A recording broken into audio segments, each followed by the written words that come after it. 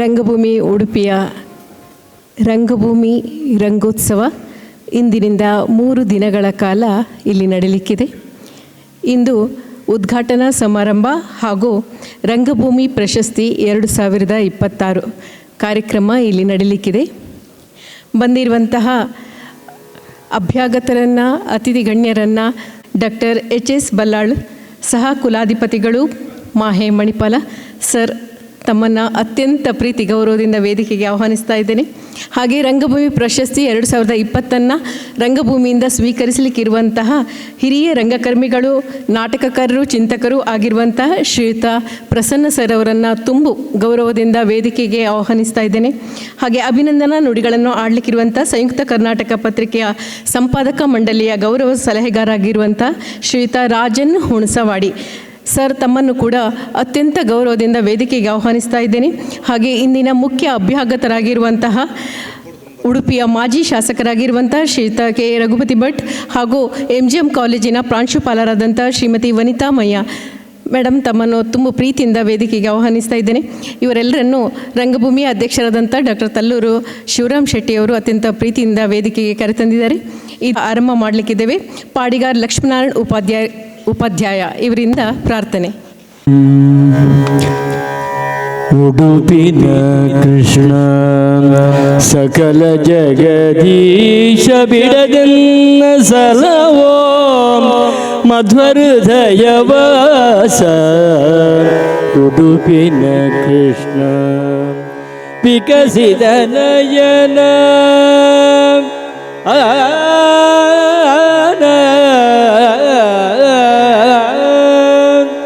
ವಿಕಸಿತ ನಯನ ಜಲಜಾಸನನ ವಿಕಸಿತ ನಯನ ಜಲಜಾಸನನ ಪ್ರಕಟಿತ ವಿಧಿಕುಲದವನ ಪ್ರಕಟಿತ ವಿಧಿಕುಲದವನ. ಉಡುಪಿನ ಕೃಷ್ಣ ಯಶವಗಿರು ಡೊಳ್ಳಿನ ಶುಭಕಾರಗಂಡ ಪಸುಳೆಯ ಭಾವತಿ ಮೇರೆವ ಪ್ರಚಂಡ ಶಶಿ ಸಮವದನ ಕುಂಡಲ ಶೋಭಿದಂಡ ಶಶಿ ಸಮವದನ ಕುಂಡಲ ಶೋಭಿದಂಡ ಶಶಿ ಸಮವದನ ಕುಂಡಲ ಶೋಭಿದಂಡ ಅಸುರ ಸಂಹಾರ ದೋದೃತ ಪಾಶದಂಡ ಅಸುರ ಸಂಹಾರ ದೋದೃತ ಪಾಶದಂಡ. ಉಡುಪಿನ ಕೃಷ್ಣ ಶ್ರುತಿಯ ದೇವಿಯರು ಬಿಡದೆ ಬಣ್ಣಿಸುವ ಪ್ರತಿಯಿಲ್ಲದ ದೂತ ಮಹಿಮಾನುಭಾವ. ಶ್ರುತಿಯ ದೇವಿಯರು ಬಿಡದೆ ಬಣ್ಣಿಸುವ ಪ್ರತಿಯಿಲ್ಲದ ದೂತ ಮಹಿಮಾನುಭಾವ. ಯತಿಕುಲ ಸೇವ್ಯ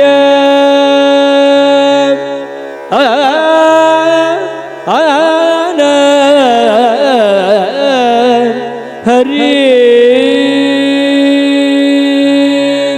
ಯತಿಕುಲ ಸೇವ್ಯ ಹಯವದನ ದೇವ ಯತಿಕುಲ ಸೇವ್ಯ ಹಯವದನ ದೇವ ಯತಿಕುಲ ಸೇವ್ಯ ಹಯವದನ ದೇವ ಪತಿಕರಿಸು ನಮ್ಮ ಭವವನ ತಾವ ಪತಿಕರಿಸು ನಮ್ಮ ಭವವನ ತಾವ.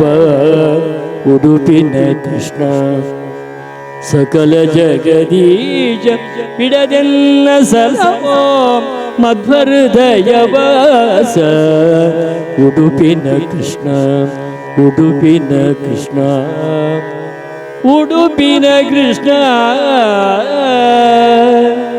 ಹರಿ.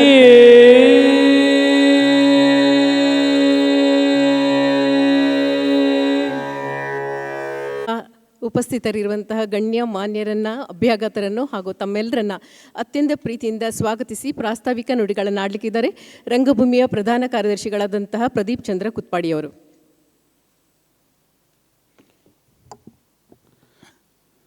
ಓಟಕ್ಕೆ ಹೊಸ ವೇಗವನ್ನು ಕೊಟ್ಟಂತಹ ಗೌರವಾನ್ವಿತ ಡಾಕ್ಟರ್ ಎಚ್ ಎಸ್ ಬಲ್ಲಾಳ್ರೆ, ವೇದಿಕೆಯಲ್ಲಿರುವಂಥ ಎಲ್ಲ ಗಣ್ಯರೇ, ಉಡುಪಿಯ ಸಹೃದಯ ಪ್ರೇಕ್ಷಕರೇ, ರಂಗಭೂಮಿಯ ಕಟ್ಟು ಬೆಳೆಸಿದ ಎಲ್ಲ ಸದಸ್ಯರೇ, 65ರಲ್ಲಿ ರಂಗಭೂಮಿ ಆರಂಭ ಆದದಿಂದ 67ರಿಂದ ಹಮ್ಮಿಕೊಂಡಂಥ ಕಾರ್ಯಕ್ರಮ ರಂಗಭೂಮಿ ಪ್ರಶಸ್ತಿ. ನಾಡಿನ ಸಾಹಿತ್ಯ, ಸಾಂಸ್ಕೃತಿಕ, ನಾಟಕ ರಂಗ, ಸಾಮಾಜಿಕ ರಂಗ, ಶೈಕ್ಷಣಿಕ ಹೀಗೆ ವಿವಿಧ ಕ್ಷೇತ್ರಗಳಲ್ಲಿ ಸಾಧನೆ ಮಾಡಿದಂಥ ಹಿರಿಯರನ್ನು ಉಡುಪಿಗೆ ಪರಿಚಯಿಸಿ ಗೌರವಿಸುವ ಮೂಲಕ ಉಡುಪಿಗೆ ಆ ವ್ಯಕ್ತಿಗಳ ಪರಿಚಯ ಆಗಬೇಕು ಅಂತ. ಅದರ ಒಂದಿಗೆ ಕೆಲವು ಸಂದರ್ಭದಲ್ಲಿ ಪರಿಚಯ ಮಾತ್ರ ಅಲ್ಲ, ನಾವು ಅವರಿಗೆ ಕೃತಜ್ಞತೆಯನ್ನು ಅರ್ಪಿಸಬೇಕು ಅಂತ. ಅಂತಹ ಒಂದು ದಿನ ಇವತ್ತು. ಪ್ರಸನ್ನ ಅವರ ಬಗ್ಗೆ ಆಮೇಲೆ ಅವರು ಅಭಿನಂದನ ಭಾಷೆಯಲ್ಲಿ ಮಾತಾಡ್ತಾರೆ. ಆದರೆ ರಂಗಭೂಮಿ ಮತ್ತು ಪ್ರಸನ್ನ ಅವರ ಒಡನಾಟ ಇವತ್ತು ನಿನ್ನೆದ್ದಲ್ಲ. ಪ್ರಾಯಶಃ ನಾನು ಹುಟ್ಟುವ ಮೊದಲಿದ್ದು ಆವತ್ತಿಂದ ರಂಗಭೂಮಿಯ ಒಡನಾಟ ಅವರಿಗಿದೆ. ಅಂತಹ ಮೇರು ವ್ಯಕ್ತಿತ್ವವನ್ನು ಗೌರವಿಸೋದು ರಂಗಭೂಮಿಗೆ ಒಂದು ದೊಡ್ಡ ಹೆಮ್ಮೆ ಅಂತ ಹೇಳಿಕ್ಕೆ ನಾನು ಬಯಸ್ತೇನೆ. ಪ್ರಾಯಶಃ ಪ್ರಸನ್ನವರು ಎಲ್ಲೂ ಹಾರ ತುರಾಯಿಗಳನ್ನು ಹಾಕಿಸಿಕೊಳ್ಳುವುದೇ ಇಲ್ಲ. ಇದು ಕಡ್ಡಾಯವಾಗಿ ನಮಗೆಲ್ಲರಿಗೂ ಗೊತ್ತೇ ಇದೆ. ಅವರು ನಾನು ಹೇಳಿದಾಗ, ಕೇಳಿಕೊಂಡಾಗ, ನಾನು ಬೇಡಿಕೊಂಡಾಗ ಅವರು ಹೇಳಿದ್ದಷ್ಟೇ, ನನಗಿದೆಲ್ಲ ಆಗೋದಿಲ್ಲ, ಒಗ್ಗುವುದಿಲ್ಲ ಅಂತ. ಆದರೆ ಅವರು ಒಪ್ಪಿಕೊಂಡದ್ದು ಒಂದು 2 ಕಾರಣಗಳಿಗಾಗಿ. ಒಂದು, ರಂಗಭೂಮಿ ರಿಜಿಸ್ಟರ್ಡ್ ಉಡುಪಿ. ಈ ಒಂದು ಕಾರಣ. ಈ ಸಂಸ್ಥೆ ಕಳೆದ 60 ವರ್ಷದಿಂದ ಮಾಡಿದಂತಹ ಕೆಲಸ ಕಾರ್ಯಗಳು, ಇದು ಮೂಲ ಕಾರಣ. ಇನ್ನೊಂದು ಆನಂದ ಗಾಣಿಗರು, ಅವರ ಒಡನಾಡಿಯಾಗಿದ್ದವರು. ಇದಕ್ಕೆರಡು ಕಾರಣಕ್ಕಾಗಿ ಅವ್ರು ಹೇಳಿದ್ದಷ್ಟೇ, ಅವರು ರಂಗಭೂಮಿ ಸಂಸ್ಥೆ ಮಾರಾಯ, ಆ ಸಂಸ್ಥೆಗೆ ದೊಡ್ಡ ಗೌರವ ಇದೆ, ಅದಕ್ಕಾಗಿ ಬರ್ತೇನೆ ಅಂತ. ಅದಕ್ಕಾಗಿ ಅವರಿಗೆ ಯಾವತ್ತೂ ನಾನು ಚಿರಋಣಿ ಅಂತ ಹೇಳಿಕ್ಕೆ ಬಯಸ್ತೇನೆ. ಅವ್ರನ್ನ ಕೇಳಿದರೆ, ಮೊನ್ನೆ ಕೇಳಿದರೆ ಲಕ್ನೋದಲ್ಲಿದ್ದರು, ಆಮೇಲೆ ಕೇಳಿದರೆ ಮಧ್ಯಪ್ರದೇಶದಲ್ಲೆಲ್ಲ ಇದ್ದಾರೆ, ಆಮೇಲೆ ಕೇಳಿದರೆ ತ್ರಿವೇಂದ್ರಮಲ್ಲಿದ್ದಾರೆ, ನಿನ್ನೆ ನೋಡಿದರೆ ಶಿವಮೊಗ್ಗದಲ್ಲಿದ್ದಾರೆ. ಅದು ಯಾವ ಥರ ಸಂಚಾರ ಮಾಡ್ತಾರೆ ಹೇಳೋದ್ರೆ ನಂಗೆ ಗೊತ್ತಿಲ್ಲ. ಇವರ ಸಂಚಾರದ ವೇಗ ನೋಡಿದಾಗ ನಮ್ಮ ಮನೋವೇಗಕ್ಕಿಂತ ಏನೂ ಅಲ್ಲ ಅಂತ ಅನಿಸ್ಬಿಡುತ್ತೆ. ಅಷ್ಟು ವೇಗದಲ್ಲಿ ಸಂಚಾರ ಮಾಡ್ತಾ ದೇಶದ ಎಲ್ಲ ಭಾಗದಲ್ಲಿ ರಂಗಕ್ರಿಯೆಯನ್ನು ಮಾಡ್ತಾ ಇರುವಂಥ ಒಬ್ಬ ಅದ್ಭುತ ವ್ಯಕ್ತಿಯನ್ನು ಗೌರವಿಸಿ ರಂಗಭೂಮಿ ಇವತ್ತು ತನ್ನ ಬೆನ್ನನ್ನು ತಾನೇ ತಟ್ಟಿಕೊಳ್ತಾ ಇದೆ. ಉಡುಪಿಯ ಸಮಸ್ತ ಜನತೆಯ ಪರವಾಗಿ ಅವರಿಗೆ ಗೌರವಿಸ್ತಾ ಇದೆ. ಅದನ್ನು ಒಪ್ಪಿಕೊಂಡು ಬಂದಂಥ ಶ್ರೀಯುತ ಪ್ರಸನ್ನ ಅವರಿಗೆ ಹೃತ್ಪೂರ್ವಕವಾಗಿ ಸ್ವಾಗತಿಸ್ತಾ ಇದ್ದೇನೆ. ಇನ್ನೊಂದು, ನಾನು ಆಗಲೇ ಹೇಳಿದಾಗೆ ರಂಗಭೂಮಿಯ ಮೇರು ಶಕ್ತಿ ಡಾಕ್ಟರ್ ಎಚ್ ಎಸ್ ಬಲ್ಲಾಳ್ರು. ನಮ್ಮ ಚಟುವಟಿಕೆಗಳಿಗೆ ಆಧಾರ ಸ್ತಂಭ ಅಂತ ನಾನು ಹೇಳ್ತೇನೆ. ನಾವು ಈ ಹಿಂದೆ 2 ವರ್ಷದ ಹಿಂದೆ ನಾವು ಸ್ಟಾರ್ಟ್ ಮಾಡಿದ ರಂಗ ಶಿಕ್ಷಣ ಕಾರ್ಯಕ್ರಮಕ್ಕೆ ಸುಮಾರು 8 ಲಕ್ಷ ರೂಪಾಯಿ ವೆಚ್ಚ ಒಂದು ಕಾರ್ಯಕ್ರಮಕ್ಕೆ ಆಗುತ್ತೆ. ಅದನ್ನು ಮಾಡಬೇಕಾಗ ನಾವು ಹೊರಟಾಗ ಅದಕ್ಕೆ ಬೆನ್ನೆಲುಬಾಗಿ ನಿಂತವರು ಮಣಿಪಾಲದ ಮಾಹಿ ಬಂಧುಗಳು. ಅದಕ್ಕೆ ಮೂಲ ಕಾರಣ ಎಚ್ ಎಸ್ ಬಲ್ಲಾಳ್ರು. ಅದಲ್ಲದೆ MGM ಕಾಲೇಜಿಗೆ ಮೂಲಕ ಅವ್ರು ನೀಡ್ತಿರೋ ಸಹಕಾರ ಇದನ್ನು ಯಾವತ್ತೂ ಮರೀಲಿಕ್ಕಿಲ್ಲ. ಅವರ ನೇರ ದಿಟ್ಟ ನುಡಿ ನಮಗೆ ದೊಡ್ಡ ರಹದಾರಿ. ಆ ಮೂಲಕ ನಮಗೆ ಶಕ್ತಿಯನ್ನು ತುಂಬಿಸ್ತಾ ಇರ್ತಾರೆ. ಇವತ್ತು ಪ್ರಸನ್ನ ಅವರ ಬಗ್ಗೆ ನಾವು ಸನ್ಮಾನಿಸ್ತಾ ಇದ್ದೇವೆ ಹೇಳ್ಕೊಳ್ಳೆ, ಈಸ್ ಅ ಲೆಜೆಂಡ್ ಅಂದ್ಬಿಟ್ರು. ಅವರು ಕೇಳಿದಾಗ ಅವರು ಒಂದೇ ಬಾಯಲ್ಲಿ ಹೇಳಿದ್ದು. ಯಾಕಂದರೆ ಪ್ರಸನ್ನ ಅವರಿಗೆ ಸನ್ಮಾನಿಸೋದು ಅಂತ ಅಂದ್ಕೊಳ್ಳೆ, ಅದು ಖಂಡಿತವಾಗಿ ಇಡೀ ಸಮಸ್ತ ಉಡುಪಿಯ ಜನರಿಗೆ ಗೌರವವಾದ ವಿಚಾರ. ಅದಕ್ಕಾಗಿ ಇವತ್ತು ತನ್ನ ಬೇರೆ ಕಾರ್ಯಕ್ರಮಗಳನ್ನು ಬದಿಗೊತ್ತಿ ರಂಗಭೂಮಿಗಾಗಿ ಬಂದಿದ್ದಾರೆ ನಮ್ಮ ಮಾನ್ಯ ಗೌರವಾಧ್ಯಕ್ಷರ ಅಂತ. ಹಾಗೆ ಮಾಹೆಯ ಸಹ ಕುಲಾಧಿಪತಿಗಳಂತಹ ಡಾಕ್ಟರ್ ಎಚ್ ಎಸ್ ಬಲ್ಲಾಳ್ರು ಅವರಿಗೆ ನಿಮ್ಮೆಲ್ಲರ ಪರವಾಗಿ ಆತ್ಮೀಯವಾಗಿ ಸ್ವಾಗತಿಸ್ತಾ ಇದ್ದೇನೆ. ಅವರು ಮಾತಾಡ್ಬೋದು, ಅಭಿನಂದನಾ ಭಾಷಣ ಮಾಡಲಿಕ್ಕೆ ಯಾರೋ ಸಾಧ್ಯತೆ ಇದೆ ಅಂತ ನೋಡಿದಾಗ, ಈಜಲು ಬಾರದಿದ್ದಾವ ಸಮುದ್ರವನ್ನು ಪರಿಚಯ ಮಾಡಿದರೆ ಹೇಗಾಗುತ್ತೆ, ಕುರುಡ ಆನೆಯನ್ನು ಪರಿಚಯ ಮಾಡಿದರೆ ಹೇಗಾಗುತ್ತೆ, ಅಂಥ ಪರಿಸ್ಥಿತಿ ಆಯಿತು ನಮಗೆ. ಇದನ್ನು ಅವರ ಪರಿಚಯವನ್ನು ಮಾಡಬೇಕಾದ್ರೆ ಯಾವ ಥರದ ವ್ಯಕ್ತಿತ್ವ ಬೇಕಾಗತ್ತೆ. ಕೊನೆಗೆ ನಮಗೆ ಸಿಕ್ಕಿದವರು ಪ್ರಸಿದ್ಧ ಪತ್ರಕರ್ತರು, ಸಂಯುಕ್ತ ಕರ್ನಾಟಕ ಪತ್ರಿಕೆಯ ಸಂಪಾದಕರಾಗಿದ್ದರು. ಈಗ ಸಂಯುಕ್ತ ಕರ್ನಾಟಕ ಪತ್ರಿಕೆಯ ಸಂಪಾದಕ ಮಂಡಳಿಯ ಗೌರವ ಸಲಹೆಗಾರರಂಥ ರಾಜನ್ ಹುಣಸ್ವಾಡಿಯವರು ನಮ್ಮನ್ನು ಒಪ್ಪಿಕೊಂಡು ಈ ಪ್ರಸನ್ನವರ ಬಗ್ಗೆ ಮಾತಾಡ್ತೇನೆ, ಅವರ ಬಗ್ಗೆ ಮಾತಾಡಲಿಕ್ಕೆ ಅವಕಾಶ ಸಿಕ್ಕಿದೆ ಅಂತ ಕೇಳಿಕೊಂಡು ದೂರದ ಬೆಂಗಳೂರಿನಿಂದ ಈ ಕಾರ್ಯಕ್ರಮಕ್ಕಾಗಿ ಬಂದಿದ್ದಾರೆ. ಸರ್, ನಿಮಗೆ ಉಡುಪಿಯ ಸಮಸ್ತ ಜನತೆ ಬಗ್ಗೆ ಆತ್ಮೀಯವಾಗಿ ಸ್ವಾಗತಿಸ್ತಾ ಇದ್ದೇನೆ. ಇನ್ನೊಬ್ಬರು ಉಡುಪಿ ಕಂಡ ಒಬ್ಬ ಅತ್ಯುತ್ತಮ ನಾಯಕನಲ್ಲಿ ಓರ್ವರು ಶ್ರೀಯುತ ಕೆ ರಘುಪತಿ ಭಟ್ ಅವರು. ರಂಗಭೂಮಿ ಸಂಸ್ಥೆಗೆ ನಿರಂತರವಾಗಿ ಪ್ರೋತ್ಸಾಹಿಸ್ತಾ ಬಂದಿರುವ ರಂಗಭೂಮಿಯ ಸದಸ್ಯರೂ ಹೌದು. ಯಕ್ಷ ಶಿಕ್ಷಣವನ್ನು ಆರಂಭಿಸಿ ದೇಶಕ್ಕೆ ಹೊಸ ರಹದಾರಿಯನ್ನು ಕೊಟ್ಟವರು ನಮ್ಮ ಯಕ್ಷಗಾನ ಕಲಾರಂಗದವರು. ಅದಕ್ಕೆ ಒಬ್ಬ ಕಾರಣೀಭೂತರು ಶ್ರೀಯುತ ರಘುಪತಿ ಭಟ್ರು ಹಾಗೂ ಮುರಳಿ ಕಡೆಕಾರ್ ಅವರು. ಇವರಿಬ್ಬರ ಒಂದು ಅಂತಃಶಕ್ತಿ ಹೇಗಾಯಿತು ಅಂತೇಳಿದರೆ, ಇಡೀ ರಾಜ್ಯವೇ ಉಡುಪಿಯ ಕಡೆಗೆ ತಿರುಗಿ ನೋಡುವಂತಾಯಿತು. ಮಕ್ಕಳಲ್ಲಿ ಕಲೆ ಸಂಸ್ಕೃತಿ ಬಗ್ಗೆ ಒಂದು ಆ ವಿಚಾರಗಳನ್ನು ಬಗ್ಗೆ ನೋಡುವಂತಾಯಿತು. ಇದನ್ನು ನಾವು ರಂಗಕ್ಕೆ ತರಬೇಕು ಅಂತ ಹೇಳುವ ನಿಟ್ಟಿನಲ್ಲಿ ಆಲೋಚನೆ ಮಾಡ್ತಾ ನಾವು ಈ ರಂಗ ಶಿಕ್ಷಣವನ್ನು ಆರಂಭಿಸಲಿಕ್ಕೆ ಒಂದು ಕಾರಣ ಆಯಿತು. ನಮಗೆ ನಿರಂತರವಾಗಿ ಪ್ರೋತ್ಸಾಹ ಮಾಡುತ್ತಿರುವ ನಮ್ಮ ರಘುಪತಿ ಭಟ್ರಿಗೆ ಆತ್ಮೀಯವಾಗಿ ಸ್ವಾಗತಿಸ್ತೇನೆ. MGM ಕಾಲೇಜು ಮತ್ತು ರಂಗಭೂಮಿ ಎರಡು ಒಂದೇ ಅಂತ ಹೇಳಕ್ಕೆ ಬಯಸ್ತೇನೆ. ನಾವು ನಾಟಕ ಸ್ಪರ್ಧೆ ಮಾಡಿದರೆ ಬೆಂಗಳೂರಲ್ಲಿ ಬರೋದು ನಾವು MGMನ ಸ್ಪರ್ಧೆ ಅಂತ, ರಂಗಭೂಮಿ ಸ್ಪರ್ಧೆ ಅಂತ ಯಾರೂ ಹೇಳೋದಿಲ್ಲ. ಆ ರೀತಿಯಲ್ಲಿ MGMನ ಸಹಕಾರ ನಮಗೆ ನಿರಂತರವಾಗಿ ಮಾಡ್ತಾ ಬಂದಿದ್ದಾರೆ. ಅದು ಶ್ರೀಯುತ ಖುಷಿ ಹರಿದಾಸ್ ಭಟ್ರ ಕಾಲದಿಂದ ಇಂದಿನವರೆಗೆ ಪ್ರಸ್ತುತ ಪ್ರಾಂಶುಪಾಲರಂಥ ವನಿತಾ ಮಯ್ಯ ಅವರಿಗೆ ಆತ್ಮೀಯವಾಗಿ ಸ್ವಾಗತಿಸ್ತಾ ಇದ್ದೇನೆ. ರಂಗಭೂಮಿಯ ಅಧ್ಯಕ್ಷರಾದಂಥ ಯಕ್ಷಗಾನ ಅಕಾಡೆಮಿಯ, ಕರ್ನಾಟಕ ಸರ್ಕಾರದ ಯಕ್ಷಗಾನ ಅಕಾಡೆಮಿ ಅಧ್ಯಕ್ಷರು ಆದಂಥ ಡಾಕ್ಟರ್ ತಲ್ಲೂರು ಶಿವರಾಮ್ ಶೆಟ್ಟಿ ಅವರು ನಮ್ಮ ಜೊತೆಗಿದ್ದು ಅವರನ್ನು ಆತ್ಮೀಯವಾಗಿ ಸ್ವಾಗತಿಸ್ತೇನೆ. ಹಾಗೆ ರಂಗಭೂಮಿಯ ಉಪಾಧ್ಯಕ್ಷರಾದಂಥ ಭಾಸ್ಕರ್ ರಾವ್ ಕಿದಿಯೂರವರು ಇದ್ದಾರೆ, ಅವರನ್ನು ಆತ್ಮೀಯವಾಗಿ ಸ್ವಾಗತಿಸ್ತೇನೆ. ನಮ್ಮ ಮುಂದೆಗೆ ರಥಬೀದಿ ಗೆಳೆಯರ ಅಧ್ಯಕ್ಷರು ಇದ್ದಾರೆ, ಉದ್ಯೋಗ ನಾಗೇಶ್ ಕುಮಾರ್ ಅವರಿದ್ದಾರೆ, ಪತ್ರಕರ್ತರ ಮಿತ್ರರಿದ್ದಾರೆ, ಯಕ್ಷಗಾನ ಕಲಾರಂಗದ ಪ್ರಧಾನ ಕಾರ್ಯದರ್ಶಿಯಾದ ಮುರಳಿ ಕಡೆಕರ್ ಇದ್ದಾರೆ. ನಿಮ್ಮೆಲ್ಲರನ್ನ ಆತ್ಮೀಯವಾಗಿ ಸ್ವಾಗತಿಸ್ತಾನೆ. ಪತ್ರಕರ್ತ ಮಾಧ್ಯಮದ ಮಿತ್ರರನ್ನು ಆತ್ಮೀಯ ಸ್ವಾಗತಿಸ್ತಾನೆ. ಮುಂಬೈಯಿಂದ ಬಂದಂಥ ಮೋಹನ್ ಮಾರ್ನಾಡ್ರು ಇದ್ದಾರೆ. ನಿಮ್ಮೆಲ್ಲರನ್ನ ಸ್ವಾಗತಿಸ್ತಾನೆ. ಇದು 5 ದಿನಗಳ ಕಾರ್ಯಕ್ರಮ. ಯಾಕಾಗಿ 5 ದಿನಗಳ ಕಾರ್ಯಕ್ರಮ ಅಂತ ಹೇಳಿದರೆ, ಪ್ರತಿ ವರ್ಷ ನಾವು ಮಾಡ್ತಿದ್ದು ಇದನ್ನು 2 ಅಥವಾ 3 ದಿನಕ್ಕೆ. ಇವತ್ತು ರಂಗಭೂಮಿ ಪ್ರಶಸ್ತಿ ಕಾರ್ಯಕ್ರಮ ನಡೀತದೆ. ನಾಳೆ ನಮ್ಮ 46ನೇ ವರ್ಷದ ರಾಜ್ಯ ಮಟ್ಟದ ನಾಟಕ ಸ್ಪರ್ಧೆಯ ಬಹುಮಾನ ವಿತರಣೆ ಹಾಗೂ ಪ್ರಥಮ ಬಹುಮಾನಿತ ನಾಟಕದ ಮರು ಪ್ರದರ್ಶನ ನಡೀಲಿಕ್ಕಿದೆ. ತದನಂತರ ಉಡುಪಿಯಲ್ಲಿ ಪ್ರಥಮ ಬಾರಿಗೆ ಮಧ್ಯ ಭಾರತದ ರಾಜ್ಯಗಳ ಜಾನಪದ ತಂಡಗಳಿಂದ ನೃತ್ಯ ಪ್ರದರ್ಶನ ನಡೀಲಿಕ್ಕಿದೆ.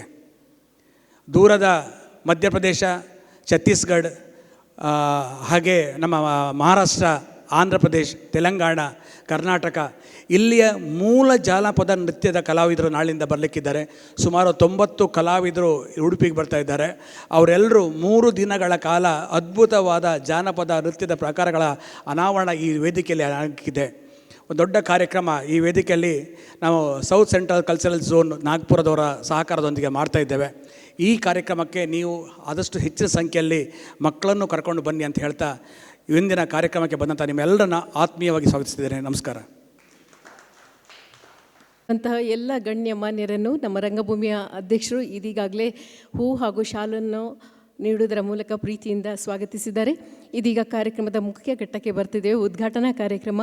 ವೇದಿಕೆಯಲ್ಲಿರುವ ನಮ್ಮ ರಂಗಭೂಮಿಯ ಗೌರವ ಅಧ್ಯಕ್ಷರು ಹಾಗೂ ಮಾಹೆ ವಿಶ್ವವಿದ್ಯಾನಿಲಯದ ಸಹ ಕುಲಾಧಿಪತಿಗಳು ಆಗಿರುವಂತಹ ನಮ್ಮೆಲ್ಲರ ಹೆಮ್ಮೆಯ ಮಾರ್ಗದರ್ಶಕರಾಗಿರುವಂಥ ಡಾಕ್ಟರ್ HS ಬಲ್ಲಾಳ್ ಅವರು ಉದ್ಘಾಟನೆಯನ್ನು ನೆರವೇರಿಸಬೇಕಾಗಿ ಕೇಳಿಕೊಳ್ತಾ ಇದ್ದೇನೆ. ಹಾಗೂ ವೇದಿಕೆಯಲ್ಲಿರುವಂತಹ ಎಲ್ಲ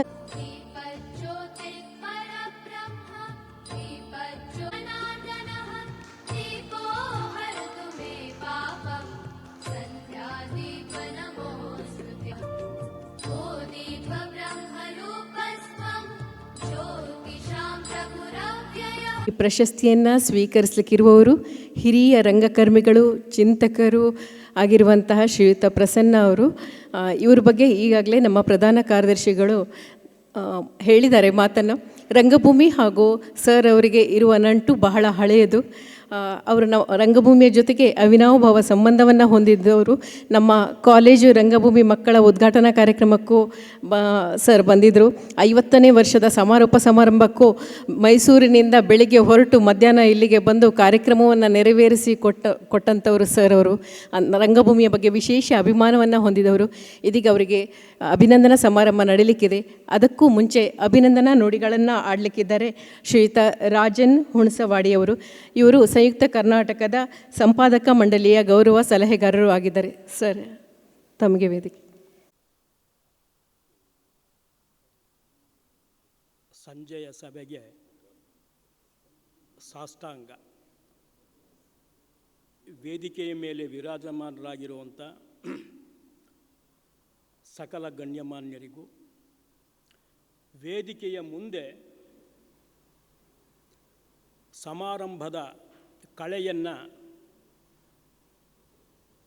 ನಿರೀಕ್ಷೆಗೂ ಮೀರಿದ ರೀತಿಯಲ್ಲಿ ಹೆಚ್ಚಿಸುವ ರೀತಿಯಲ್ಲಿ ಸಮಾಜದ ನಾನಾ ವರ್ಗಕ್ಕೆ ಸೇರಿದ ಗಣ್ಯಾತಿ ಗಣ್ಯರು ಪಾಲ್ಗೊಂಡಿರೋ ಈ ಸಮಾರಂಭದಲ್ಲಿ ಅಳತೆಗೆ ಸಿಕ್ಕದ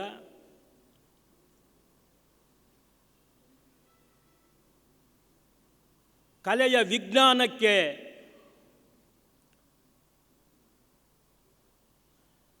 ಕೆಣಕುತ್ತಲೇ ಸವಾಲು ಹಾಕಿ ಸತ್ಯ ಹಾಗೂ ಮಿಥ್ಯಗಳ ನಡುವಣ ನಿಗೂಢ ಸಂಬಂಧವನ್ನು ಬದುಕಿನಿದ್ದಕ್ಕೂ ಪ್ರದರ್ಶಕ ಕಲೆಗಳ ಮೂಲಕ, ಅದರಲ್ಲೂ ರಂಗಭೂಮಿಯ ಮೂಲಕ ದರ್ಶನವನ್ನು ಕಾಣೋದಕ್ಕೆ ತಪಸ್ಸಿನ ರೀತಿಯಲ್ಲಿ ಪ್ರಯತ್ನ ಪಡ್ತಾ ಇರುವಂಥ ತಪಸ್ವಿಯಲ್ಲದಿದ್ದರೂ ಋಷಿಮುನಿಯಂತೆ ನಮ್ಮ ನಡುವೆ ಇರುವ ಶ್ರೀ ಪ್ರಸನ್ನ ಅವರ ಗೌರವ ಅರ್ಪಣೆಗೆ ಏರ್ಪಡಿಸಲಾಗಿರುವ ಈ ಸಮಾರಂಭದಲ್ಲಿ ಅಭಿನಂದನಾ ನುಡಿಗಳನ್ನು ಹೇಳುವಂಥ ಒಂದು ಅವಕಾಶ ಸಿಕ್ಕಿರೋದು ಒಂದು ರೀತಿಯಲ್ಲಿ ವೈಯಕ್ತಿಕವಾಗಿ ಸ್ವಾಗತಾರ್ಹವಾದ ಒಂದು ಅವಕಾಶ. ಆದರೆ ನಿಜಾರ್ಥದಲ್ಲಿ ಯಾರು ಪ್ರಸನ್ನ? ನಿಜಕ್ಕೂ ಇದೊಂದು ಬ್ರಹ್ಮಾಂಡವಾದ ಪ್ರಶ್ನೆ. The importance of being Prasanna.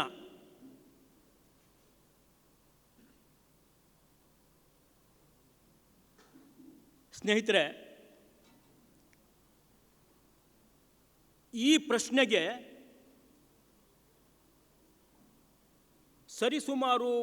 ಸುಮಾರು 40 ವರ್ಷಗಳ ಹಿಂದೆ ನಾನು ಸೆಂಟ್ರಲ್ ಕಾಲೇಜಿನ ವಿದ್ಯಾರ್ಥಿಯಾಗಿದ್ದಾಗಿದ್ದನು ಇದೇ ಪ್ರಶ್ನೆಯನ್ನು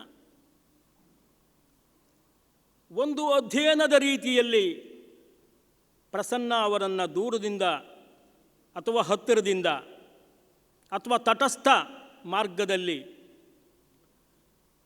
ಅವರ ಕ್ರಿಯೆ, ಕರ್ಮ ಮತ್ತು ಧರ್ಮಗಳನ್ನು ಪರಿಶೀಲಿಸ್ತಾ ಬರ್ತಾ ಇರುವಂಥ ನನ್ನಂತಹವರಿಗೆ ಈಗಲೂ ಕೂಡ ಒಂದು ದೊಡ್ಡ ಒಗಟು. ಅದ್ಯಾಕೋ ಏನೋ ಥಟ್ಟನೆ ಜ್ಞಾಪಕ ಬರೋದು ಅಂದರೆ,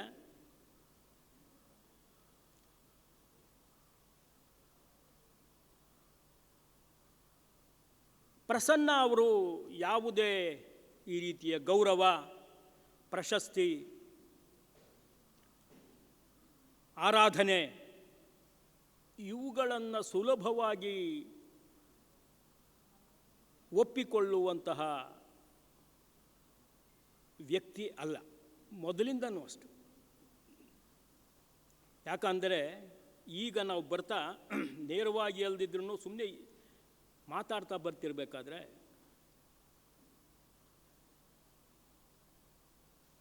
ಪ್ರತಿಭೆ ಅನ್ನೋದು ಅಥವಾ ಪ್ರತಿಭೆಗೆ ಅದು ತಾನಾಗೇ ಪ್ರದರ್ಶನ ಆಗಬೇಕು, ತಾನಾಗೇ ಹೊರಗಡೆ ಅನಾವರಣ ಆಗಬೇಕು. ಅದು ಪೈಪೋಟಿಗೆ ಬೀಳಬಾರ್ದು, ಜಿದ್ದಾಜಿದ್ದಿ ಇರಬಾರ್ದು. ಜಿದ್ದಾಜಿದ್ದಿ ಇದ್ದರೆ ಯಾವುದೋ ಕಾಂಪಿಟಿಷನ್ ಇರುತ್ತಲ್ಲ, state level competition, national level competition, ಈ ಥರದ ಕಾಂಪಿಟೀಷನ್ಗಳಿಗೆ ಹೋದಾಗತ್ತೆ. ಒಂದು. ಎರಡನೇದು, ಉಪಾಸನೆಯ ರೀತಿಯಲ್ಲಿ ಬದುಕಿನಿದ್ದಕ್ಕೂ ಅನುಭವ ಮತ್ತು ಜ್ಞಾನವನ್ನು ಬುದ್ಧಿಪೂರ್ವಕವಾಗಿಯೋ ಅಥವಾ ಸಹಜ ಸಂಸ್ಕಾರದ ಮೂಲಕವೋ ಪಡೆದುಕೊಂಡಂತಹ ಒಬ್ಬ ವ್ಯಕ್ತಿ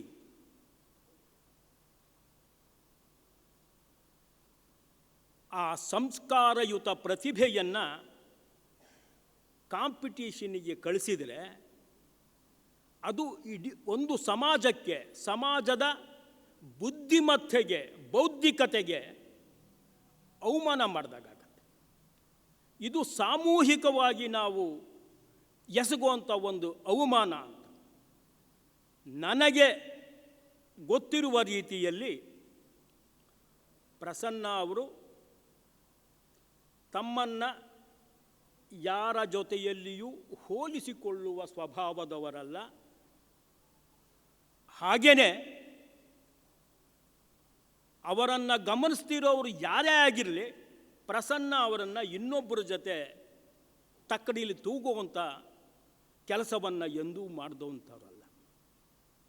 ಹಾಗಿದ್ದರೆ ಪ್ರಸನ್ನ ಯಾರು?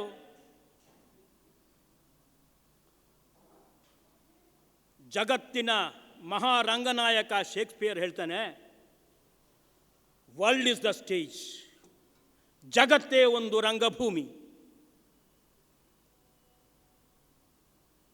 ಜಗತ್ತೇ ರಂಗಭೂಮಿಯ ಆದ ಮೇಲೆ ಅದರಲ್ಲಿ ಒದಗಿ ಬಂದಿರುವ ಹಲವಾರು ಸೌಕರ್ಯಗಳ ನಡುವೆ ಮತ್ತೆ ಸೃಷ್ಟಿಯಾಗುವ ಎಲ್ಲ ಸಂಗತಿಗಳು ಕೂಡ ಒಂದಲ್ಲ ಒಂದು ರೀತಿಯಲ್ಲಿ ರಂಗಕ್ರಿಯೆಗಳೇ.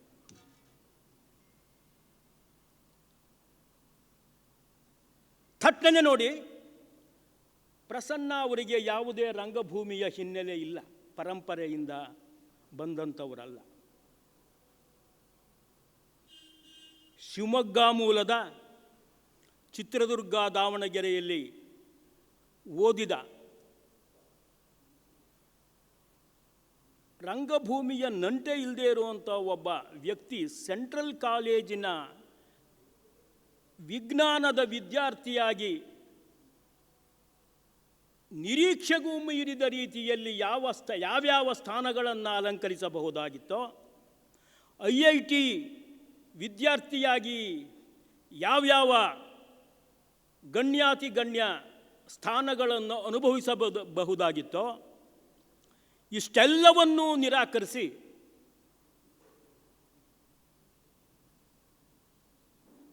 ಜಗತ್ತಿಗೆ ಒದಗಿರುವ ಈ ಸೌಕರ್ಯಗಳೇನಿದೆ, ಜ್ಞಾನ ಇರಬಹುದು, ಅನುಭವ ಇರಬಹುದು, ಶಿಕ್ಷಣ ಇರಬಹುದು,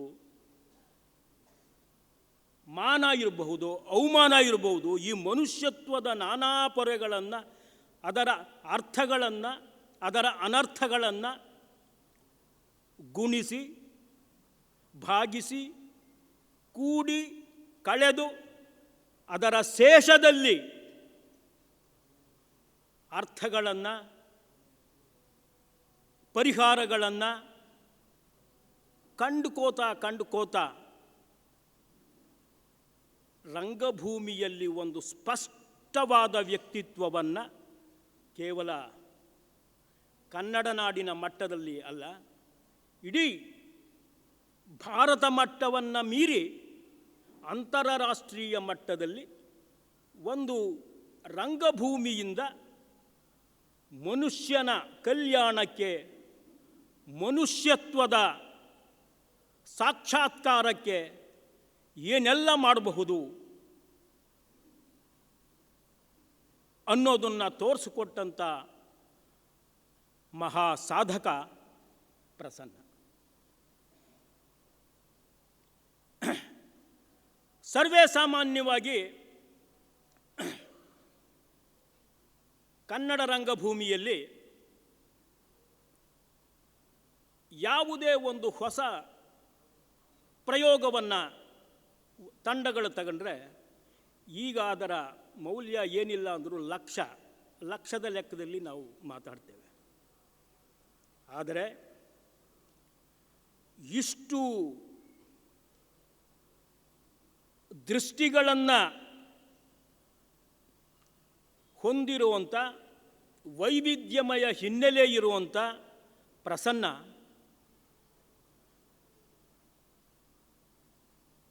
ವಸ್ತುವಿಗಷ್ಟೇ ಬೆಲೆ ಕೊಟ್ಟು ಉಳಿದ ಬೆಲೆಗಳನ್ನೆಲ್ಲ ತಗ್ಗಿಸಿ ಕೇವಲ ಸಾವಿರಾರು ರೂಪಾಯಿಗಳಲ್ಲಿ ಆ ವೆಚ್ಚವನ್ನು ಇಳಿಸ್ತಾರೆ. ಅವರ ಬಹುಶಃ ಇಲ್ಲಿ ಪ್ರಯೋಗ ಆಗಿರಬೇಕು ಅಂತ ನಾನು ಅಂದ್ಕೋತೀನಿ. ಕಾಶಿ ಯಾತ್ರೆ, ಮೆಕ್ಕಾ ದಾರಿ, ತಾಯಿ ಅನ್ನೋ ಒಂದು ನಾಟಕ ಅವರ ಆರಂಭದ ದಿನಗಳಲ್ಲಿ, ಗೆಲಿಲಿಯೋ ಅನ್ನೋ ಒಂದು ನಾಟಕ. ಈ ನಾಟಕಗಳು ಯಾವುದೇ ಒಂದು PhD ಅಧ್ಯಯನಕ್ಕೆ ಅರ್ಹವಾದ ಒಂದು ಕೃತಿಗಳು.